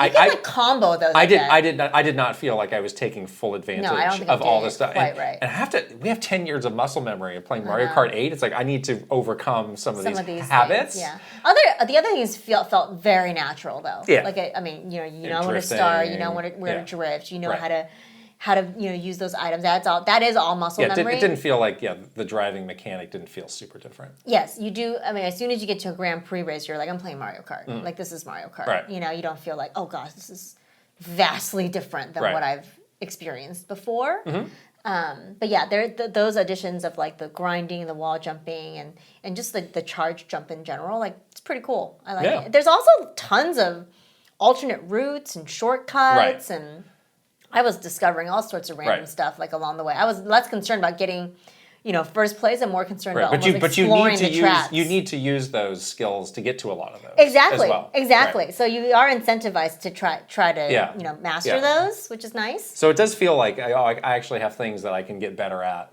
versus like hoping I get a better item or something like that. It's a little bit more of skill-based stuff. I did that thing where I forget which track it is, but it's got that long bridge, that like Golden Gate bridge. And again, I talked about how much I like bridges. Oh, yeah. I did a thing where you grind up to the top. Bridges. I was like, on the bridge. You have to go on that ramp to get up to the side of it. And then I fell off the bridge. Because I didn't know you could do that even. I was like, oh, the game will protect me from falling off. Didn't it? No, it did not. Just fell right off. You just fell off. Fell off. So. Yeah. How do you feel about the way this game asks you to unlock things? Does it bother you? Not yet. So there's the characters that you have to get in Grand Prix. They give it to you whether you win it or not, so it's like kind of automatic. Right. Then there's the costumes, which... I got a few costumes. And then there's that whole other set of characters that you have to get through. Those seem really like pure luck of the draw. If you were like really trying to complete your roster. I got Nabbit. Those could drive you crazy, I think. Yeah, but I feel it's all random. And then the costumes, it's like there's some other randomness because you can get a costume and just get another costume that you already have. Like I kind of was like, if you get this item, just give me the costume I don't have. Might as well, the game, if you have hundreds of these in here. And then there's like a big range of like characters that have a lot of costumes and characters that kind of don't have any costumes, in which case that Yoshi food item just becomes like a boost. So it's like, I don't know. A little weird. I don't know if this is the best implementation of this mechanic. Especially if you have all these random characters that can't even use it. Right. It's like, well, what's my incentive? I'm not even going to be going that far into the roster. Yeah, you say something. What's my incentive here? This might be a Bodhi game. I got to say, more research is no many characters. More research is needed. Oh. But I had an inkling of some. I was like, wait a minute. Wario? Hold on there. Great googly moogly. He's in the Bodhi Hall of Fame. So there's potentially several characters. Oh, interesting. I haven't played. Somebody shared a screenshot of Luigi with me. I was like, oh my gosh. Well, we know Luigi is packing heat. We know that for sure. Yeah. From Mario Tennis. All right, we get it. Other thoughts on Mario Kart World? Free roam, though. Yes. Did you do it at all? I did a little bit, yes. I did a Once little I bit figured out where it was. Where is this? Yeah. Yeah, I did a little bit, but I was a little disappointed. Oh, really? Yeah. Oh. I see what people are saying. I mean, maybe I need to do more. Maybe I need to do a lot Well, what more. did you do? I mean, I was driving around getting P blocks. I ran into a fair amount of P blocks, but so far. What do you get for doing those again? I don't know. Seemingly not much. Just not much. Yeah. Just like a little badge, a little thing, a little challenge completed. There were those like decals. Yeah, I got a little decal. I don't know. Once you're racing, you don't really see it. It's like so frenetic. You don't. Tiny. You don't notice it. Yeah. Maybe it was because I like just driving around and like there are some fun details, like the people like driving the other cars. It's like, oh, there's a shy guy driving that car. That's funny and weird. Cute. Or then I came across like somebody's farm and I like drove over a crop and like a Mario turnip thing like came out and I could like hit that like a soccer ball around there. It's like I think maybe that's what I was enjoying more of, just like, oh, these little vignettes of slices of life in the world of Mario. Can you see where you are on the overarching map? Yeah, there's a button that brings up a map. There's a little mini map in the corner. And then you can fast travel to anywhere else or switch your character to anywhere else. All right. Yeah. I'll try that some more then. Jeez. I wasn't not really, connecting. Okay. Wasn't really feeling it. Oh, I did that probably the least of all the modes, but I was like, oh, okay. Interesting. Yeah. It's fun. I think it's fun to just poke around the world and Definitely. see stuff. That's what I wanted to do. Yeah. I'll do that more for sure. Yeah. You did not do that online though. No. You probably have to do that with a friend. Probably. Yeah. No game chat? You weren't game I chatting? don't have a camera. I don't want to. You don't need a camera to game chat. I don't want to. That's a myth. I don't want. You don't want to. To game chat. Okay. Anything else on Mario Kart? No. I mean, No. I agree with mostly what everyone said about Mario Kart. Like, it is fantastically fun and beautiful game, but it definitely isn't like, once again, just like with a Switch 2, it's like, this is not something where I'm like, I can't believe this is the new Mario Kart. This is the most incredible thing I've ever seen in my entire life. I definitely came away from this feeling like they definitely could not do this on a Switch 1. Remember from the interview, they're like, oh, we started thinking about doing this on the Switch 1. It's like, there's no way. There's no way you could do this. Even on Switch 2, it took like 30 seconds to load. Yeah. So, no, there's no way. Definitely, like, technically wise, you can't do it on the Switch 1, but, like, ideas wise and gameplay wise, it wasn't, like, life-changing. It's Mario Kart. A really great Mario Kart game, but it's still Mario Kart. It's nothing like... What were you expecting? I wasn't expecting anything. I'm just saying. Is like, everyone who had an experience and said their impressions before this game came out, they were completely right. Yeah. Like in terms of, their impression of like, it's a beautiful, fun game, but it's not gonna like blow your mind in a way where you're like, I cannot believe that. All right. They made a game like this. All right. Krysta, 7 out of 10 incoming. No, Welcome Tour. We're really moving on to Welcome Tour now. Okay. Tell me about my Welcome Tour. So we actually there's like a half dozen more games I want to talk about. Some of these are going to be like very brief impressions, meaning I booted it up and looked at it and closed it. Yes, sure. Welcome Tour, though, I played for maybe like a half hour. Okay. I could not believe the way this game starts, which is you are literally standing in a line to a Nintendo event, which after the months and months of standing in lines... Were you mad? Work pipe passes, games... literally after our experience at this GameStop, I was like, I cannot do any more lines. What is the obsession with the lines? Get me out of these lines. Your life is just a line or a lottery. It was ridiculous. That's your entire life from now on. I could not believe what I was seeing when I booted this game up. But the conceit of that is like you're in line. It's kind of like... A theme park? A museum almost, a museum. where the museum grounds is the Switch 2. So like you go up an escalator, it's like, oh, you're running around on the Switch 2, and it's like you're this little guy on the big Joy-Con. Yeah, you see the little stuff. yeah. So I actually like that thematic a lot. Okay. I think that works. It's pretty like dry, but it does feel museum-like. Which it's just like little exhibits, you can learn a thing. It's a little hard for me to say, like, it's sterile, but I think that works for it, like you're in a museum. Like, things are properly displayed, there's space. And they're explained to you, they're trying to right. learn something. Right, so there's quite a bit of stuff to do, but I wouldn't say that it's all as equally compelling. I came across a couple of the mini games. I did the one that I think people were showing from that last preview where you have the mouse and you're trying to dodge these things that are like falling on you. Yeah, they're like little spiky balls or whatever. There was another one which I don't know if this was a game or a tech demo. I guess it doesn't matter, but it was like move the mouse around and stop it when the vibration is at its peak.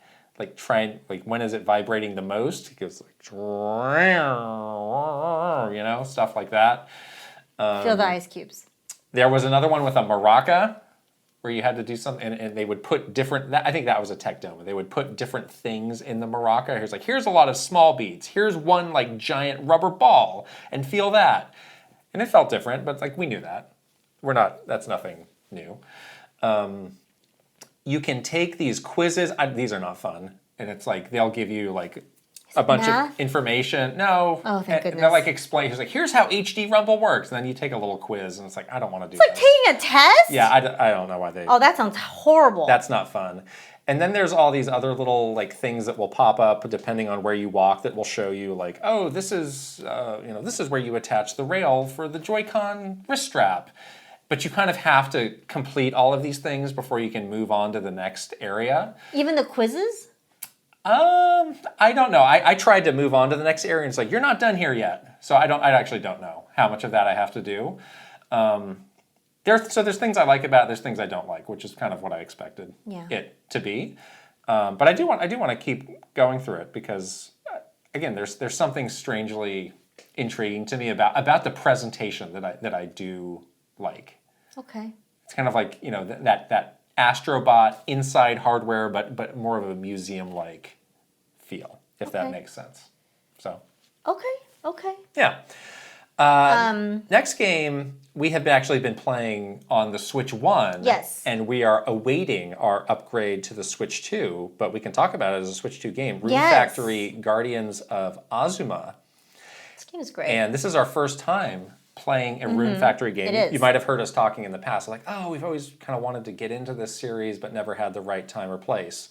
But now, this is it. This is the time and place. This is the one. Yes. So Rune Factory's been around for a long time, since like the Nintendo DS. It started as a spin-off of Harvest Moon. Right. So it's kind of combining that like farming, town building relationships with some more action-oriented stuff as well. And it's been very interesting to play this alongside Fantasy Life. We've been dual wielding. Which is kind of I wouldn't say it's exactly the same, but they have similar elements. Got some similarities for sure. They have some similarities, but they kind of do them in different ways. They kind of approach them in different ways. And it's not to say one is better than the other, it's just different. Well, we've had some interesting conversations of like, oh, I like this better for this reason, or I actually think the other one's a little bit better. I think on the whole, I am preferring Rune Factory a bit over Fantasy Life. Oh, interesting. Okay. Yeah. Whereas I think you might be the opposite. I prefer Fantasy Life. But I think they're both very good games. But I think they're both. If I had to pick one to pick like long term, I'm probably going to be playing Rune Factory more. Yeah, I think both are excellent games. And this game, again, first time like delving into a Rune Factory game, it's really fun. Like it definitely has like every aspect of things that I'm interested in with these types of games. Like I really like the town building aspect of it. It's very deep as well. Like we were noting that, it's like not just like farm some crops and that's it. It's like you have to like be a business person. I did not expect that. Right. But I like it. I do too. You have to like sort of really manage like the funding of the town, and you can bring, villagers in to help you do things, but then you have to feed them and like manage like resources. Yeah, you have to be making profits. Yeah, and it's like, oh, this person eats a lot. There's like a morale gauge for your town. Exactly. Yeah, but the conceit of it is like you're in this like kind of mythical but Japanesey looking town that needs some help, and it's like, oh, you seem to have these interesting powers and abilities, and you've got this weird little fluffy guy who's following you around, telling you stuff. So you're trying to like revitalize this town and help them improve. And there's actually a series of towns that you visit. And so far, they seem to be themed around the seasons. So you start like a spring town, and then you go to a summer one. Right. Yeah, and there is a bit of a fantastical nature to it as well. There's like dragons involved and, shrine goddesses and things like that. Very sexy shrine goddesses. You're telling me. Yeah, very sexy. And on top of like all of the sort of village management, village building, like farm sim kind of stuff, the game does have like pretty legit combat and like dungeon crawling a little bit. Yeah. So you're going through and you're like fighting proper enemies. You have a lot of different kinds of weapons. You have a primary and secondary weapon. You can make a party of these other characters, and they all have different like classes that you can fit them into. Right. Yeah, so I was pretty impressed with pretty that. deep. Like the actual fighting itself, like I wouldn't say it's like this is not like Platinum Games level depth, but it's pretty good. It's very serviceable and very fun. Proper boss fights where it feels like you're doing stuff. You got specials. You can charge up a stagger meter. Like there is some mechanics around. You're not just like hitting the A button or whatever. So I really like that. I think the combat in this game, like just the combat mechanics for a game that's doing a lot with other mechanics, is like very solid. Yeah, going into it, I was a little worried of like, how are they going to make these two things fit together, because they don't seem like they would fit together. But it does. But it totally does. Yeah. And I've even found the non-combat mechanics to be very fun to do, of farming or building different structures and interacting with the townspeople. In some other games, I could see myself getting a little less engaged with that. So I've been happy with like, no, you feel pretty rewarded when that stuff all works out. Yeah, totally. Yeah. I agree. I think it does that. It does balance all those things pretty well throughout the entire game. So. Yeah. There's also some other parts that surprised me. So like when I kind of wrapped up this first story bit in that spring section, it's like, all right, now you need to go to the summer island. But then you kind of go out to this big, like, very Tears of the Kingdom-ish, like, sky world. Yes, you're like a dragon. And you get on a dragon and you fly around. And, like, yes, you're going to the other island, but there's a lot of smaller islands that you can get off at and do little quests and get items there. Wind Waker vibe wow, to it. I didn't expect there to be this whole, like, optional side thing to it. I like the exploration. It was very cool. Yeah, I think it's fantastic. Yeah. I will say, the Switch version is a little rough. So I am really like, I need the upgrade. Where's that upgrade? Yeah, it chugs. It's chugging. It reminds me a lot of Pokemon Scarlet and Violet, yes. honestly. No bugs. I've never encountered a bug with this game. No olives. But the visuals, like, there's a lack of detail. That things just look very flat often in the background. Like, that like what the is mountain, that? like a mountain doesn't look how a mountain should, because it's like lacking texture, it's lacking detail. Sometimes the characters, there's like some weird clipping. Depending on where, like, it's like, I can't see that person's face. It's all just become like a blob. smudge. Yeah. And there's like a lot of stuff that pops in. They'll do that thing where, like, at a distance, something will be animating at like 2 frames a second. So like, tick, tick, tick, and then you get closer, and then they like start walking properly. I think it has the potential to be a really nice looking game, though. I think like the art direction is like, the characters look very nice. So I'm really hopeful that on the Switch, because we played it on a PC. And it was beautiful. At PAX East, and it looked great. So I'm really hopeful that the Switch 2 version can push it over the top. Yeah. I also did get the upgrade for Fantasy Life. That's again. What you were saying, I paid the $2. $2. And I mean, I feel like I got my money's worth for $2. Like, it looked better, it ran better. I didn't really have much more. It didn't run that bad on the original Switch, honestly. No, it was fine. No, it didn't like knock my socks off at how much better it looked. It probably but who cares? $2. It probably could look a little bit better, but yeah, for $2, like great. Yeah. You've been playing this game more than I have. I think so too. I think I'm probably further along than you are in Fantasy Life, but yeah, I'm having tons of fun. Like, this is exactly the Fantasy Life that I remember, where this is like a game where if you have like ADHD or something, it's perfect for you, because if you get bored of something, you can just switch to something else like so easily. And there's a lot to do. Like, yes, you have all the jobs that you can unlock and do the job specific quests. If you're like, I really just like being a tailor and I just want to do these tailor mini games, you could just do that for hours, you know? Yeah. But the main story and the main quest is actually really fun. Like, one thing that I would say for me, the story for Fantasy Life is a bit more compelling and interesting to me than the story for Rune Factory. This game needs a shut up button, because these people like both Fantasy Life. I feel like I cannot get into a rhythm of playing this game without some prattling NPC talking at me of something that has no importance to the game at all. It's like, just stop. I don't want this. It really like takes me out of the experience. I don't feel like I can get any momentum of playing this game. You need a shut up button. You need that thing again from the Brazilian steakhouse. It really bums Stop me. Stop serving me your text. It really bums me out because I feel like I could be having like a really great time with this game. It's like I just can't get there because these people will not stop talking at me. I feel like it's okay. It's been okay for me.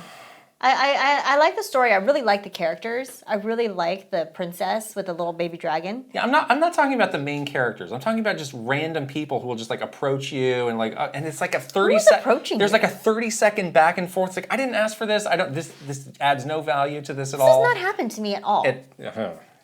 Yeah, and then I actually Googled Fantasy Life too much dialogue, and then I got a lot of people complaining about it in the 3DS Fantasy Life. Which I didn't remember that, maybe it's been 10 years. I don't remember that at all. Maybe this is just a hallmark. A hallmark. You're lacking human interaction, so this is what you want.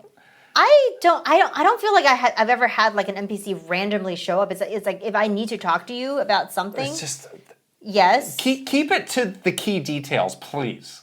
Oh. Because I would like to be off on some adventure. I feel like I'm off on my adventure. And not on some chit chat quest. Oh, I don't feel like that at all. All right. Maybe it's just the different ways that we're playing this game because it is a lot of kind of branching paths and how you can approach it. But yeah, I've unlocked tons of jobs at this point. I've also unlocked so in the beginning you have 2 jobs that are quest based that are kind of grayed out. One is for artist and one is for farmer. Did you get those yet? I got those. Both of them? Yeah. Oh. Because there's like main quest story aspects tied to those. And what I really like is the party aspect of it, which I must have forgotten about for the 3DS version. Yeah. But yeah, now I'm like doing the Animal Crossing thing where I like have my little like town that I'm building and every resident, every person that I'm adding has a little house that they're staying in, and I can add them to my party and switch out people in my party, and it's been so fun. Like I didn't realize that there was like this sort of party aspect to it, but I really like that. There has been some new like landscapes that I've unlocked too. Like I went to an area that was basically like a Korok forest. Oh. And it had like a fake Deku tree kind of character, and these little like characters that look like Koroks. And then this game is just going for it with the Zelda stuff and Animal Crossing stuff. Yes, it's like Zelda and Animal Crossing. We're just gonna take the bests out of those and put it in this game like shamelessly. And then the Koroks are like. The fake Koroks are like rockers, so they're like emo rockers. It's really cute, actually. Okay. And the next area that I got to was like this like tropical island, which is really cool. I really like that whole map because they did this thing where it looked like a pirate treasure map, and you have to like find like X marks the spot, and it's very like adventuring on the high, like kind of like that high seas. You're not in a boat or anything like that, but you kind of get that sense, and I really like that. Can you explain? So the 3 maps that you are able to toggle through. Oh yeah. So I'm a little confused. Like one is like current time, and then there's another time period, and then what is the other one exactly? The other one is like I haven't really figured out where it fits in time period wise, but it's basically a map where you can go there to. I found it to be like almost like a level up. That's the big one. Area. Ginormia or something. Ginormia. That's a funny name. It's a funny name, but that's the Zelda-y one where they even have like Sheikah Towers. Basically, that's where I need to go. Where you have like the eyeball. Yeah. And yeah, it's the same thing where you have to unlock the map little at a time, and it's like covered up until you get to one of those towers. And they have shrines there as well for you to do to like get more NPCs to like join your party and join your town. So that's the area that you need to go because the main quest will start to get too hard for you. And it's going to tell you like you need to level up these skills or you need more people. Yeah. So you need to go to like Ginormia, whatever it's called, to like get more people or like level up your stuff. Yeah. So that's what I've been doing too, just like, unlocking that map. But the thing I love about this game is that it's very like you can find something to do, and if you get sick of doing something, just do something else. There's like a million things to do in this game. Right. So as soon as you get bored of doing one thing, you can move on to the next thing. Right. And I really like that. I think that's really fun. So, and we should play the multiplayer. We haven't played that We've yet. not tried that yet. Yeah, we should try it. All right, next couple things are going to be speed round. Yes. Because I played these games for like 10 minutes each. Fast Fusion, the Shinin game, racing game, looks amazing. This is going to be one of the best looking games on the Switch 2. It's definitely got that F-Zero vibe. It's got this mechanic, which I think was in the last game too. I may have forgotten. Kind of like Ikaruga, where you need to change the color of your ship. There'll be like boost pads. You need to change from orange to blue to match it to actually get the boost, or it will slow you down. And there's stuff like that. I really just wanted to get a look at it. I'll be playing it more over the weekend. Looks fantastic though. Nice. Feels very, very fast. GameCube, I did look at that. Yes. Tell me about the those GameCube. games have a pretty good graphical upgrade in terms of just the sharpness. All right. You probably are going to have to reprogram some of the buttons for it because you're going from a GameCube controller, but they did add that in a proper way now. Okay. And something that I really like is I booted up Soul Calibur 2, and I was like, this isn't exactly how I would want the layout of the buttons to be. In the menu where you do that, it tells you the button, but it's like, oh, this is what that button does. It reminds you. So it's like game by game, it's programmed in to remind you when you're in the button remap menu, this is what this button does. Oh, that's cool. That's a nice little touch. That's nice, because who remembers otherwise, that? like, wait, what does A do? I forgot. Where am I putting that? I don't know. So and then I booted up F-Zero for a second. I was like, that looks great. That's also very fast. Good. So yeah, thumbs up to the GameCube. Again, there's only like 3 games there. I'll add more though. At the moment. Yeah. But that's nice. Yeah. And I did not get the GameCube controller at this time. Right. Hogwarts Legacy, again, I just fell for the low price on that. Yeah, got the upgrade. I am not even a Harry Potter fan, so I'm asking myself kind of why I even did this. But I did play the first hour or so of the Switch version of Hogwarts. I was actually kind of impressed with that version. It's really nice. It's definitely like pushing the Switch as hard as it can go, but yeah. it had a lot of detail. Like it was not like a quick and dirty janky version. No, it looked very nice for a Switch game. So I was like, all right, this actually, I kind of like this. Yeah. And then I did the upgrade, and it's a big improvement. I would say it's like in between the Switch version and like a PS5, which again is like probably where the Switch 2 is in terms of visual, but it's definitely a big step up from the Switch version, which is like trying its best, but kind of not keeping up all the time. Yeah. But I actually... Will you play more of this game, you think? I did actually like the hour or so that the beginning of the game is really good. Yeah, I was like, there's something pretty interesting here. Yeah. And then Pokemon Scarlet and Violet, I was so intrigued by those. Everyone's saying this is the star. Clips. It's impressive. Like the frame rate is like so smooth. It's like super sharp. But on the flip side, like that does still that environment is really lacking detail. Like now you see it like boom, front and center. Like look at that mountain. It's a little bland. That mountain looks terrible. Or look at that grass. That grass is like barely there. But it's very smooth. It's a lot easier on the eyes. Yeah. I did have a thought. Should I go back and replay this? Yeah. But then again, like I realized one of my issues was maybe less the technical problems, but more kind of, again, just like the traditional gameplay of Pokemon. It's a little slow. Is not hitting me the way that it used to, especially with these Legends games. So I don't know, but it did make me feel a lot better about ZA. That they could have something that really did fix a lot of those issues. Yeah, exactly. So I give them a lot of credit for that, and they were also pretty proactive about like sharing it out, side by side, like sharing with like Pokemon creators. Like, no, here, come capture an hour of this footage. Yeah, everybody says this is like truly a good showcase of like these are the fixes we wanted when this game came out, and people were so vocally upset about how terrible it was. It's a step in the right direction, and it truly is like, okay, now that you have additional power to play with, additional, resources on a Switch 2, like no excuses now. Make better games. Yeah. Right? Yeah. So, good. So I was quite impressed with that. So that's pretty much everything I've played so far. What is your plan for the weekend? Now, going into the weekend here. What do you want to do with your Switch 2? So I think I'm going to keep playing Mario Kart and just like have that, as my secondary game to be playing always. But I'm going to start Deltarune, I think. Okay. Really excited about that. I'm going to replay like from the first chapter, I think. Just because I kind of don't remember what happened. It's been a while. It's been a while. And you might as well enjoy. We also got, thank you so much to CD Projekt Red for giving us a code for Cyberpunk. So I'm really excited to get back into that game and play, finally play the DLC. I'm so excited. So I'm probably going to try to play those 3 games together. But yeah, I'm going to keep going with Fantasy Life. I also got the upgrade, but I haven't gone back into it for a long period of time to play it. But plenty to do over the weekend. Yeah, we have a bunch more games we want to check out. Yeah. We got codes, thank you Capcom, for Street Fighter and Kinitsugami. Yeah, we're going to... You're going to do Kinitsugami. I'm going to do Kinitsugami. I'll do Street Fighter. So excited. I had Fortnite downloading in the other room. Yes, the hot dog. That's a very big... That's like 30-something gigs. That's going to take up a lot of space on my old... You're my already on the edge. I know. On the edge.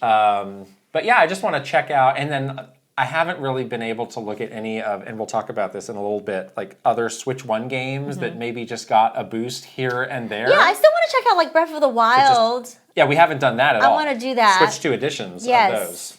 So yeah, we're still extremely early with this thing. Yes. There's a lot still to do. Next week we'll have a big episode on all the games that we've checked out. Before you leave? Before we leave. Before I leave. We? Me. I'm not going anywhere. I'll be here until Tuesday, so I'll have time. Okay.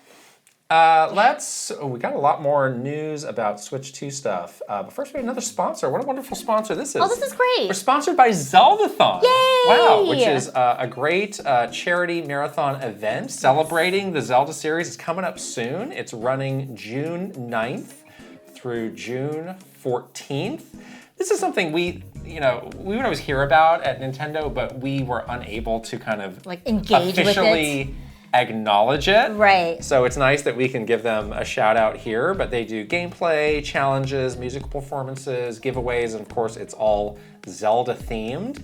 And this year it's all going to have a Wind Waker thematic I love it. to it, I love it. which is wonderful.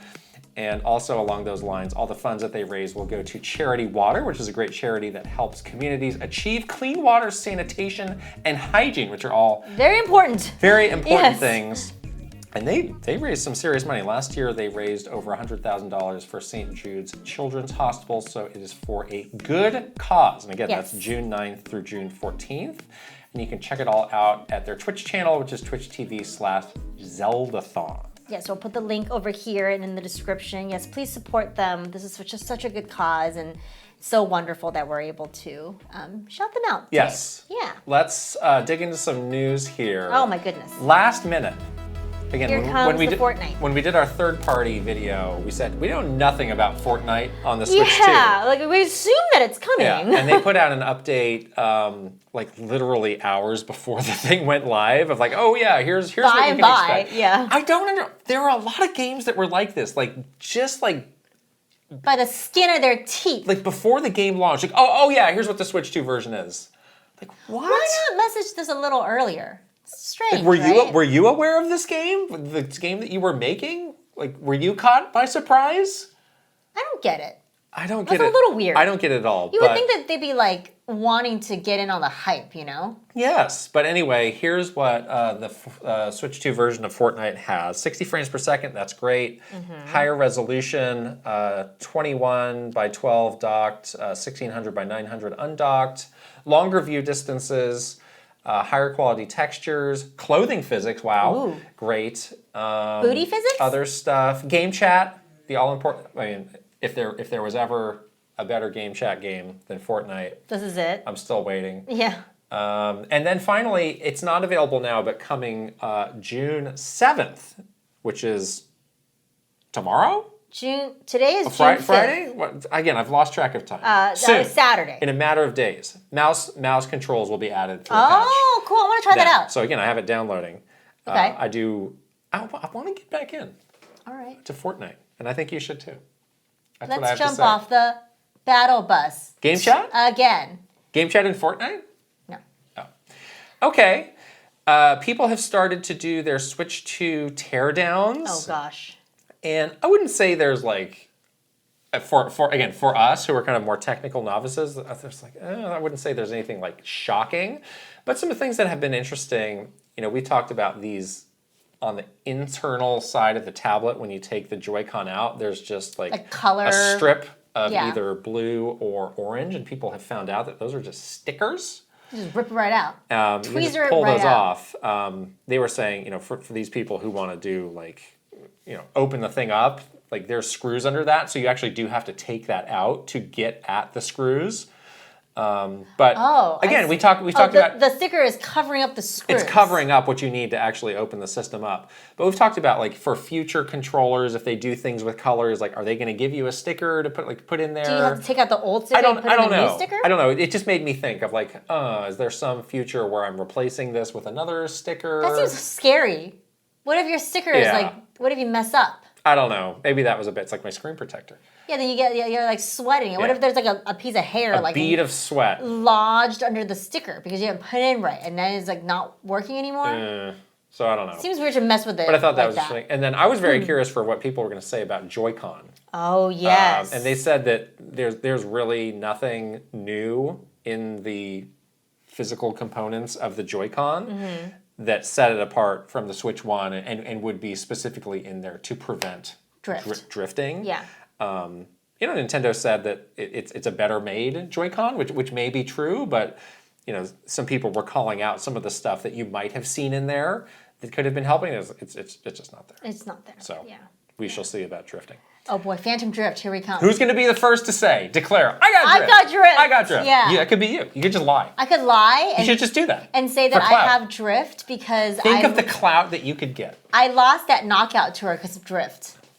That's why I didn't get into the top 4. Exactly. Exactly. Yeah, anybody. It's possible at any moment someone could drift. Pokemon, we already talked about that. I think we can skip over this. Okay. But yes, Pokemon Scarlet and Violet are running 60 frames per second, upscale to 4K with HDR. Great. Beautiful.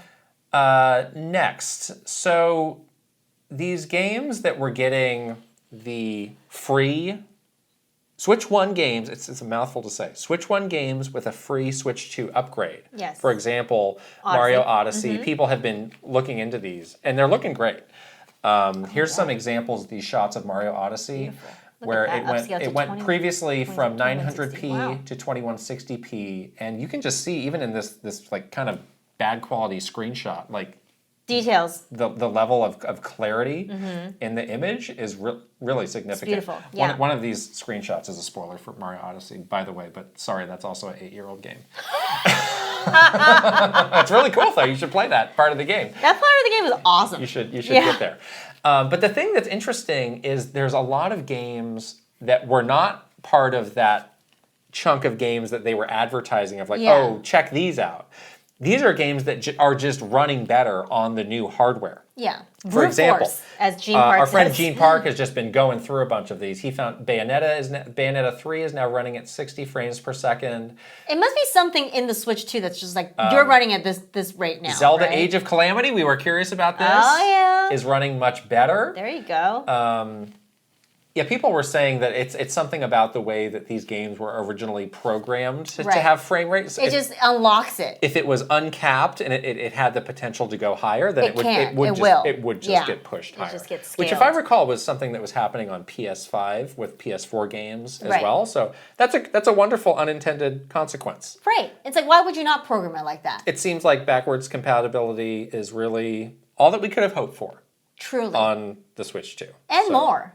Yeah. Could be even more. Like, I think it's fantastic. It seems very seamless, and it seems like if you had like this crazy backlog of games or games that you put down because you're like, I really don't want to play with these technical difficulties, time to go back. A lot of people say Echoes of Wisdom is another one that they're like. And Link's Awakening also. Link's Awakening, where it's like, I really didn't want to play this game because it had so many technical issues, and now I can play it again. So that's awesome. Your library is just like big now, you know? Yes. By default, so.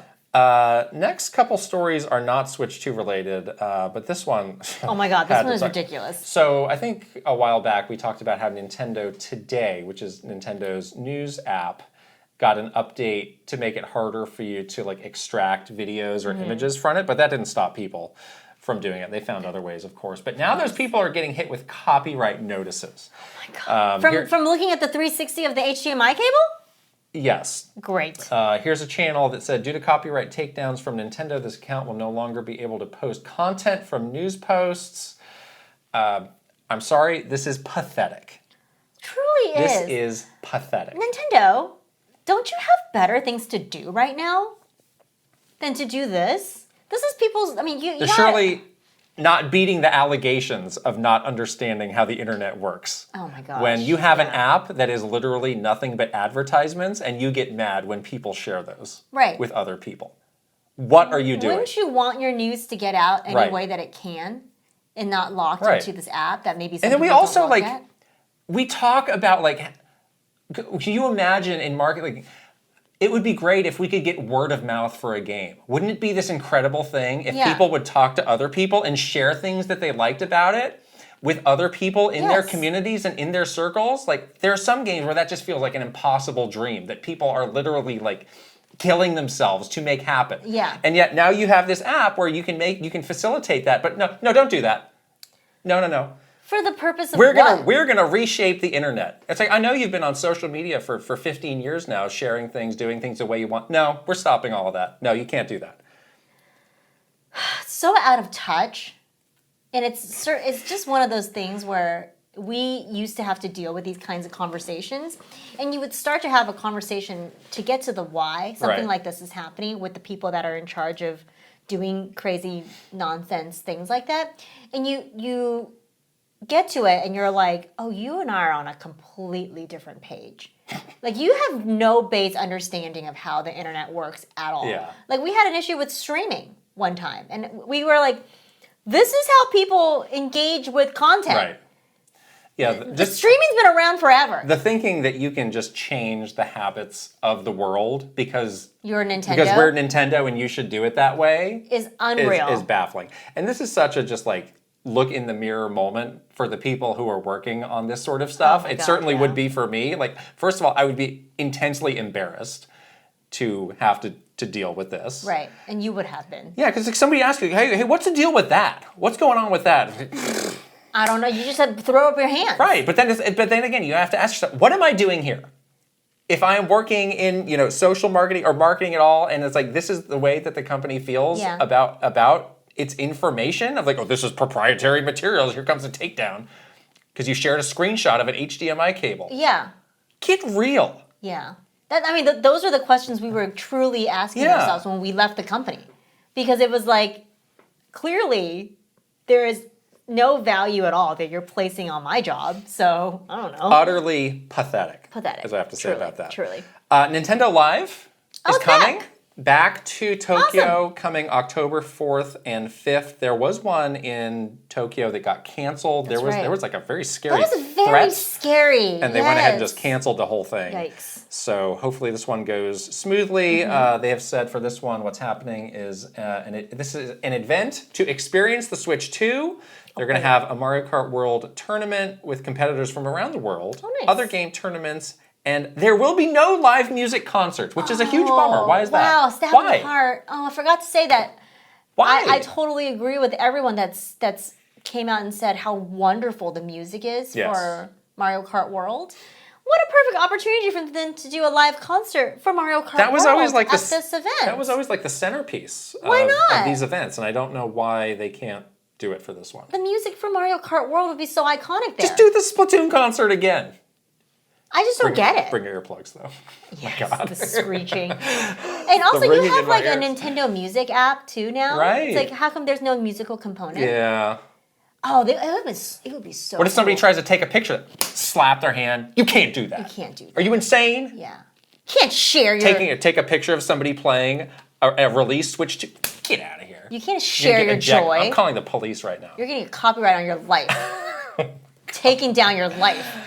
Oh my God. Maybe that's why. Maybe that's why there's no music. You don't want somebody to record it and share it on the internet. Oh, come on. Can't have that. I was going to say, wouldn't it be cool if they did these live concerts and they recorded it and put it on the Nintendo Music app? That would be cool.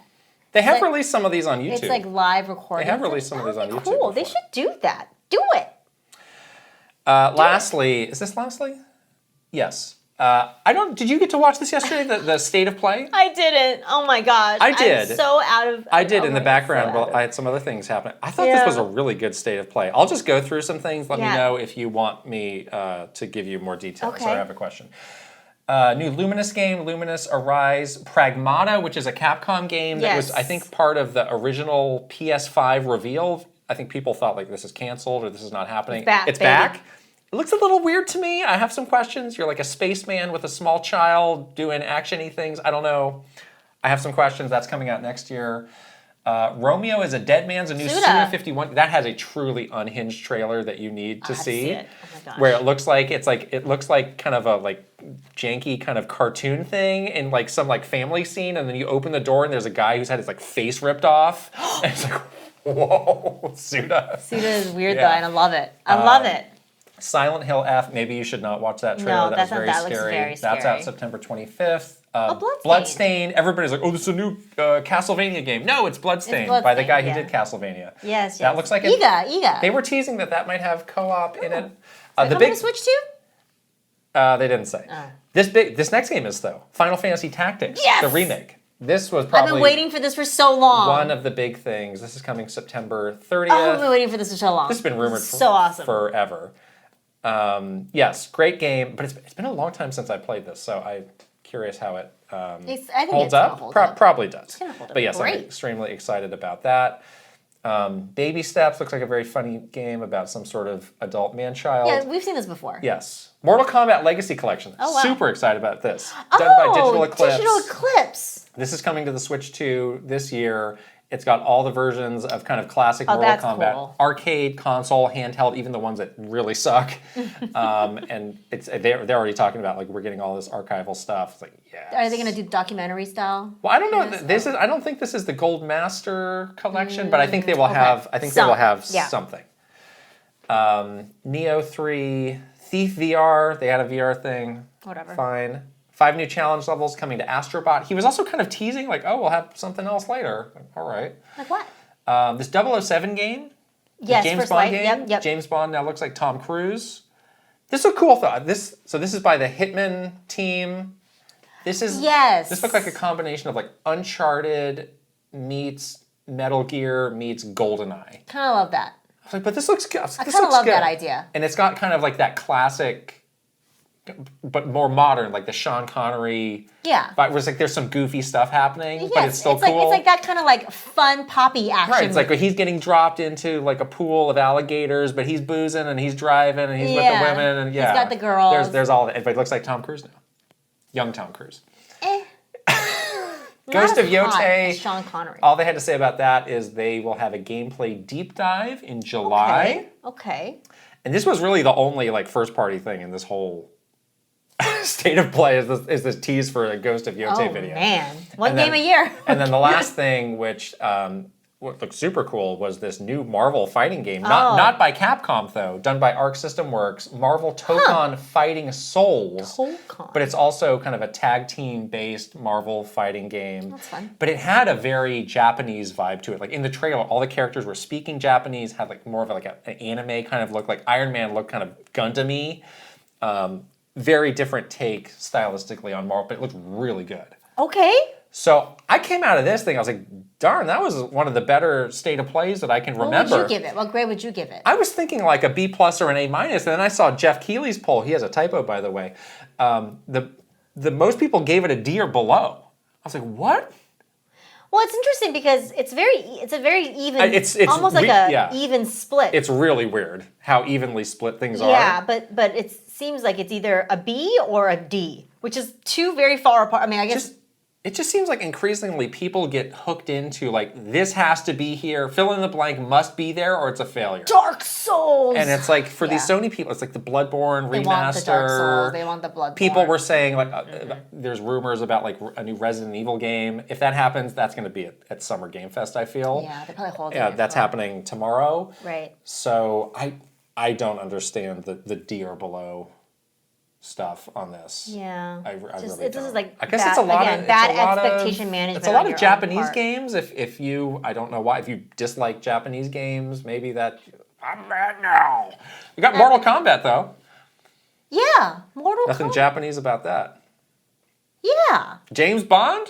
That's as American as it gets, right? Me drinking a martini. That's American, right? American. James Bond is American, right? Yeah. He's in the FBI, right? No. Oh. I was like, how far can I take this before you correct me? Wait a second. Wait a minute. 007 is an American. Yes. We've gone on very long and we're very tired, so we have only 2 questions this week. But let's check them out. First from Mr. Nathan. Hello, former Nintendo employees. Do you have any thoughts on the Nintendo Switch 2 feature on Jimmy Fallon?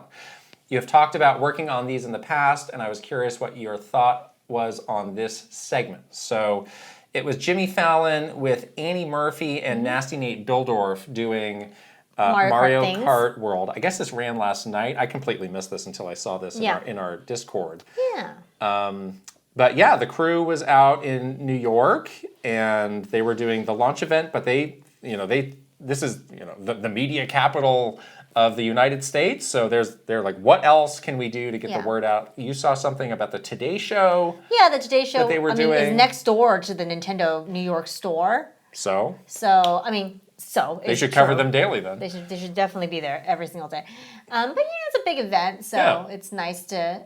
Nintendo again, they are less interested, especially that team that's working on media right these days. It's like they're less interested in working with games media and working with content creators, gaming content creators. They are very, very interested in the mainstream media. So they want the Today Show. Not this scary internet. We need broadcast TV and newspapers. Magazines. Yeah, we have magazine cover. You have a pamphlet? Oh, a pamphlet. A billfold, perhaps? Yes, I'll take all of those, please. Billfold. Yes. What's a billfold? Maybe that's not a real thing, actually. It sounded real when I was saying it. Pamphlet, yes. Pamphlets, we need pamphlets. Yes. A lot of pamphlets, a lot of flyers.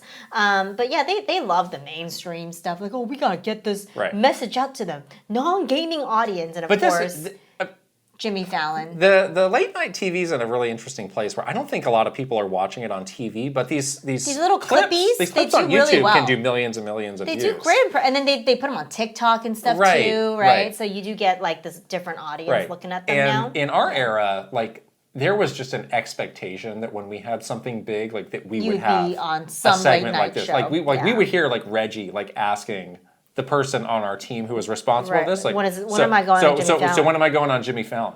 Yeah, Reggie used to be like the one that would always kind of ask and want to do this. Yeah. And I think he really enjoyed going on Jimmy Fallon. Yeah. He was great at it, exactly.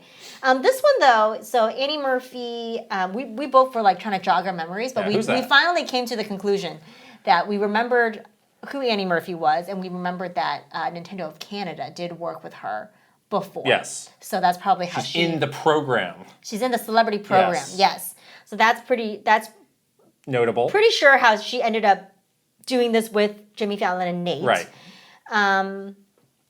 It seemed like one of those pretty straightforward type of Nintendo segments on Fallon. It looked exactly like the way they would approach these in the past, where they start off with a little bit of chit chat and Jimmy geeks out, and then they do some gameplay, and in this case they gave out. Remember those Mario Kart jackets we saw at the San Francisco store? They gave those to everybody in the audience. In the audience. They didn't have Mr. Miyamoto doing this thumbs down, thumbs up. And Bill Trinan doing the helicopter weird tongue thing. Oh, don't do it. It's very Ghirahim. It's very gross. It's probably one of the grossest things I've ever seen. Well, in the past we actually gave out systems, but these days that's a non-starter. That's a non-starter. That's a non-starter. We used to do crazy morning show giveaways where you get so expensive. 400 people will get a system. You get a Switch, and you get. I'm actually glad they stopped doing those. We don't do those. They don't do those anymore. It's at all. ridiculous. It's crazy. But it was interesting to watch the segment because in the beginning it was oh, Nasty Nate, tell me about the Switch 2, and he just launched his spiel. This is the spiel. It's well, it's 1080p. It's got a magnet. It's I don't know how much this is connecting with the Jimmy Fallon audience. The Jimmy Fallon audience. I'm what's a 1080 what, huh? Yeah, exactly. It was very tech spec up front. That's what I had that same thought, and more I'm weirded out by the red oceaniness. This is the only way I can describe it of the messaging around Switch 2. It's you can still say those same things, but in a more mainstream way. Yes, thank you. Human way, where it's not you just rattling off a bunch of specs. Right. To like somebody that literally will have no clue. Like that means nothing to most people. Yeah. You know, especially people watching Jimmy Fallon, late night show. Right. Yeah, I found that to be very odd as well. Like, you know, you would coach. Reggie never needed to be coached because he was Reggie. But usually if someone went on the show, you would be like media trained to, and like you would shape your message. But that is the message now. This is the message. For everybody? Yes. Not just for like the magnets. Not just for like the more, you know, tech savvy people. Then why are they doing this? That's weird. I mean, Nasty Nate's like the best spokesperson they got now. Yeah, that's true. He's not playing around. He needs to be nastier. He's not screwing up. He needs to be nastier. Okay. Jimmy Fallon is notoriously terrible at games. Like I love it. He's gonna mess it up, but that always does like. It's funny. You can see it's gonna irk. You can see the treehouse people like. Argh! Yeah, like because they don't want you to make the game look bad. Look bad or weird. Yeah. Or the other thing that they get, it's not so much about you being bad at the game that is concerning to them. It's like you playing the game so bad that people think, oh, the game, something's wrong with the game. This game's too hard for me. Or this game is like glitching out or something like that because you're doing so. So that's just become like a joke at this point of like and they do sessions ahead to show him and prep him, but then he gets out there and he just freaks out. He freaks out.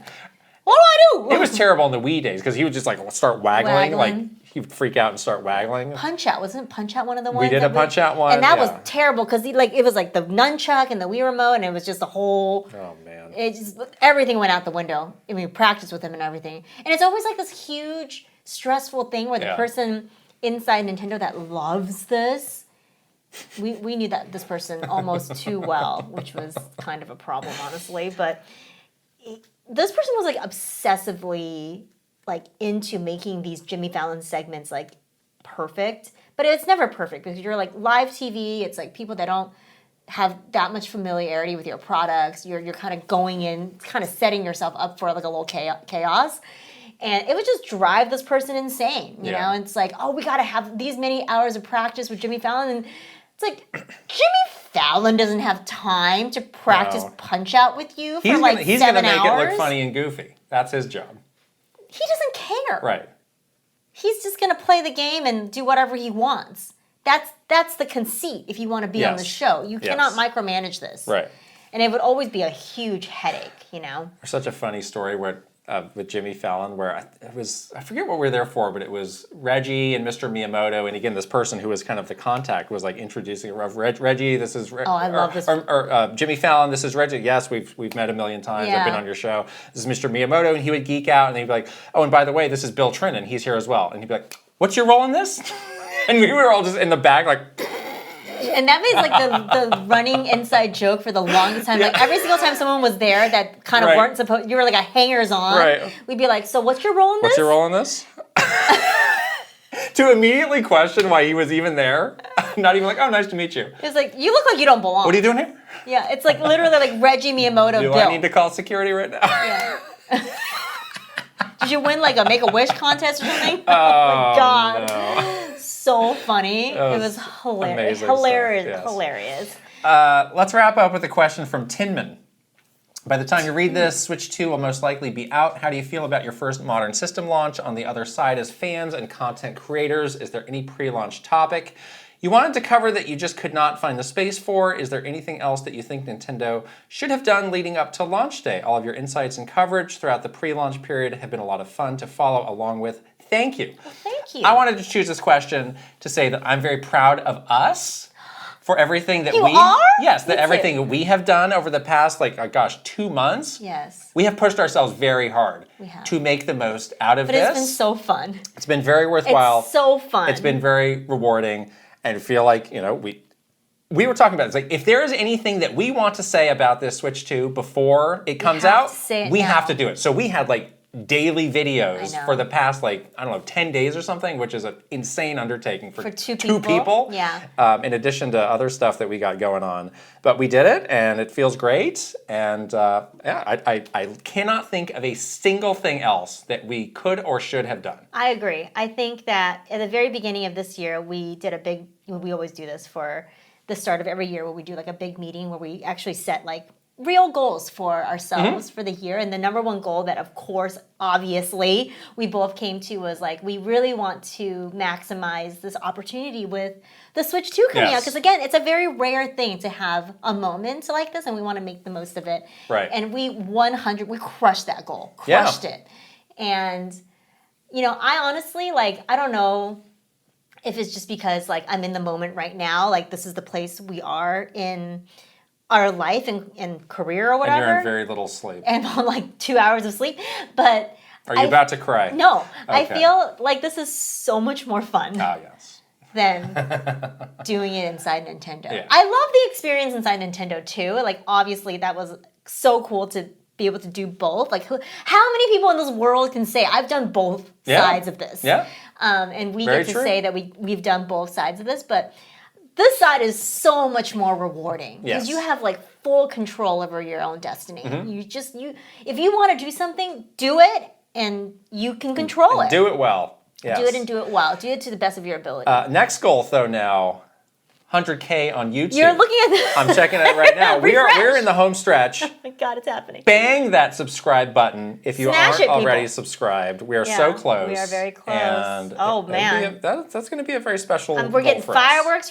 We're both looking at our YouTube analytics as we record this podcast. We're getting the 1 out of 10 fireworks for our unboxing video. That was released at 1 a.m. I'm so proud of it. I edited this video at midnight. I don't care. It's at 1 out of 10. It's so worth it.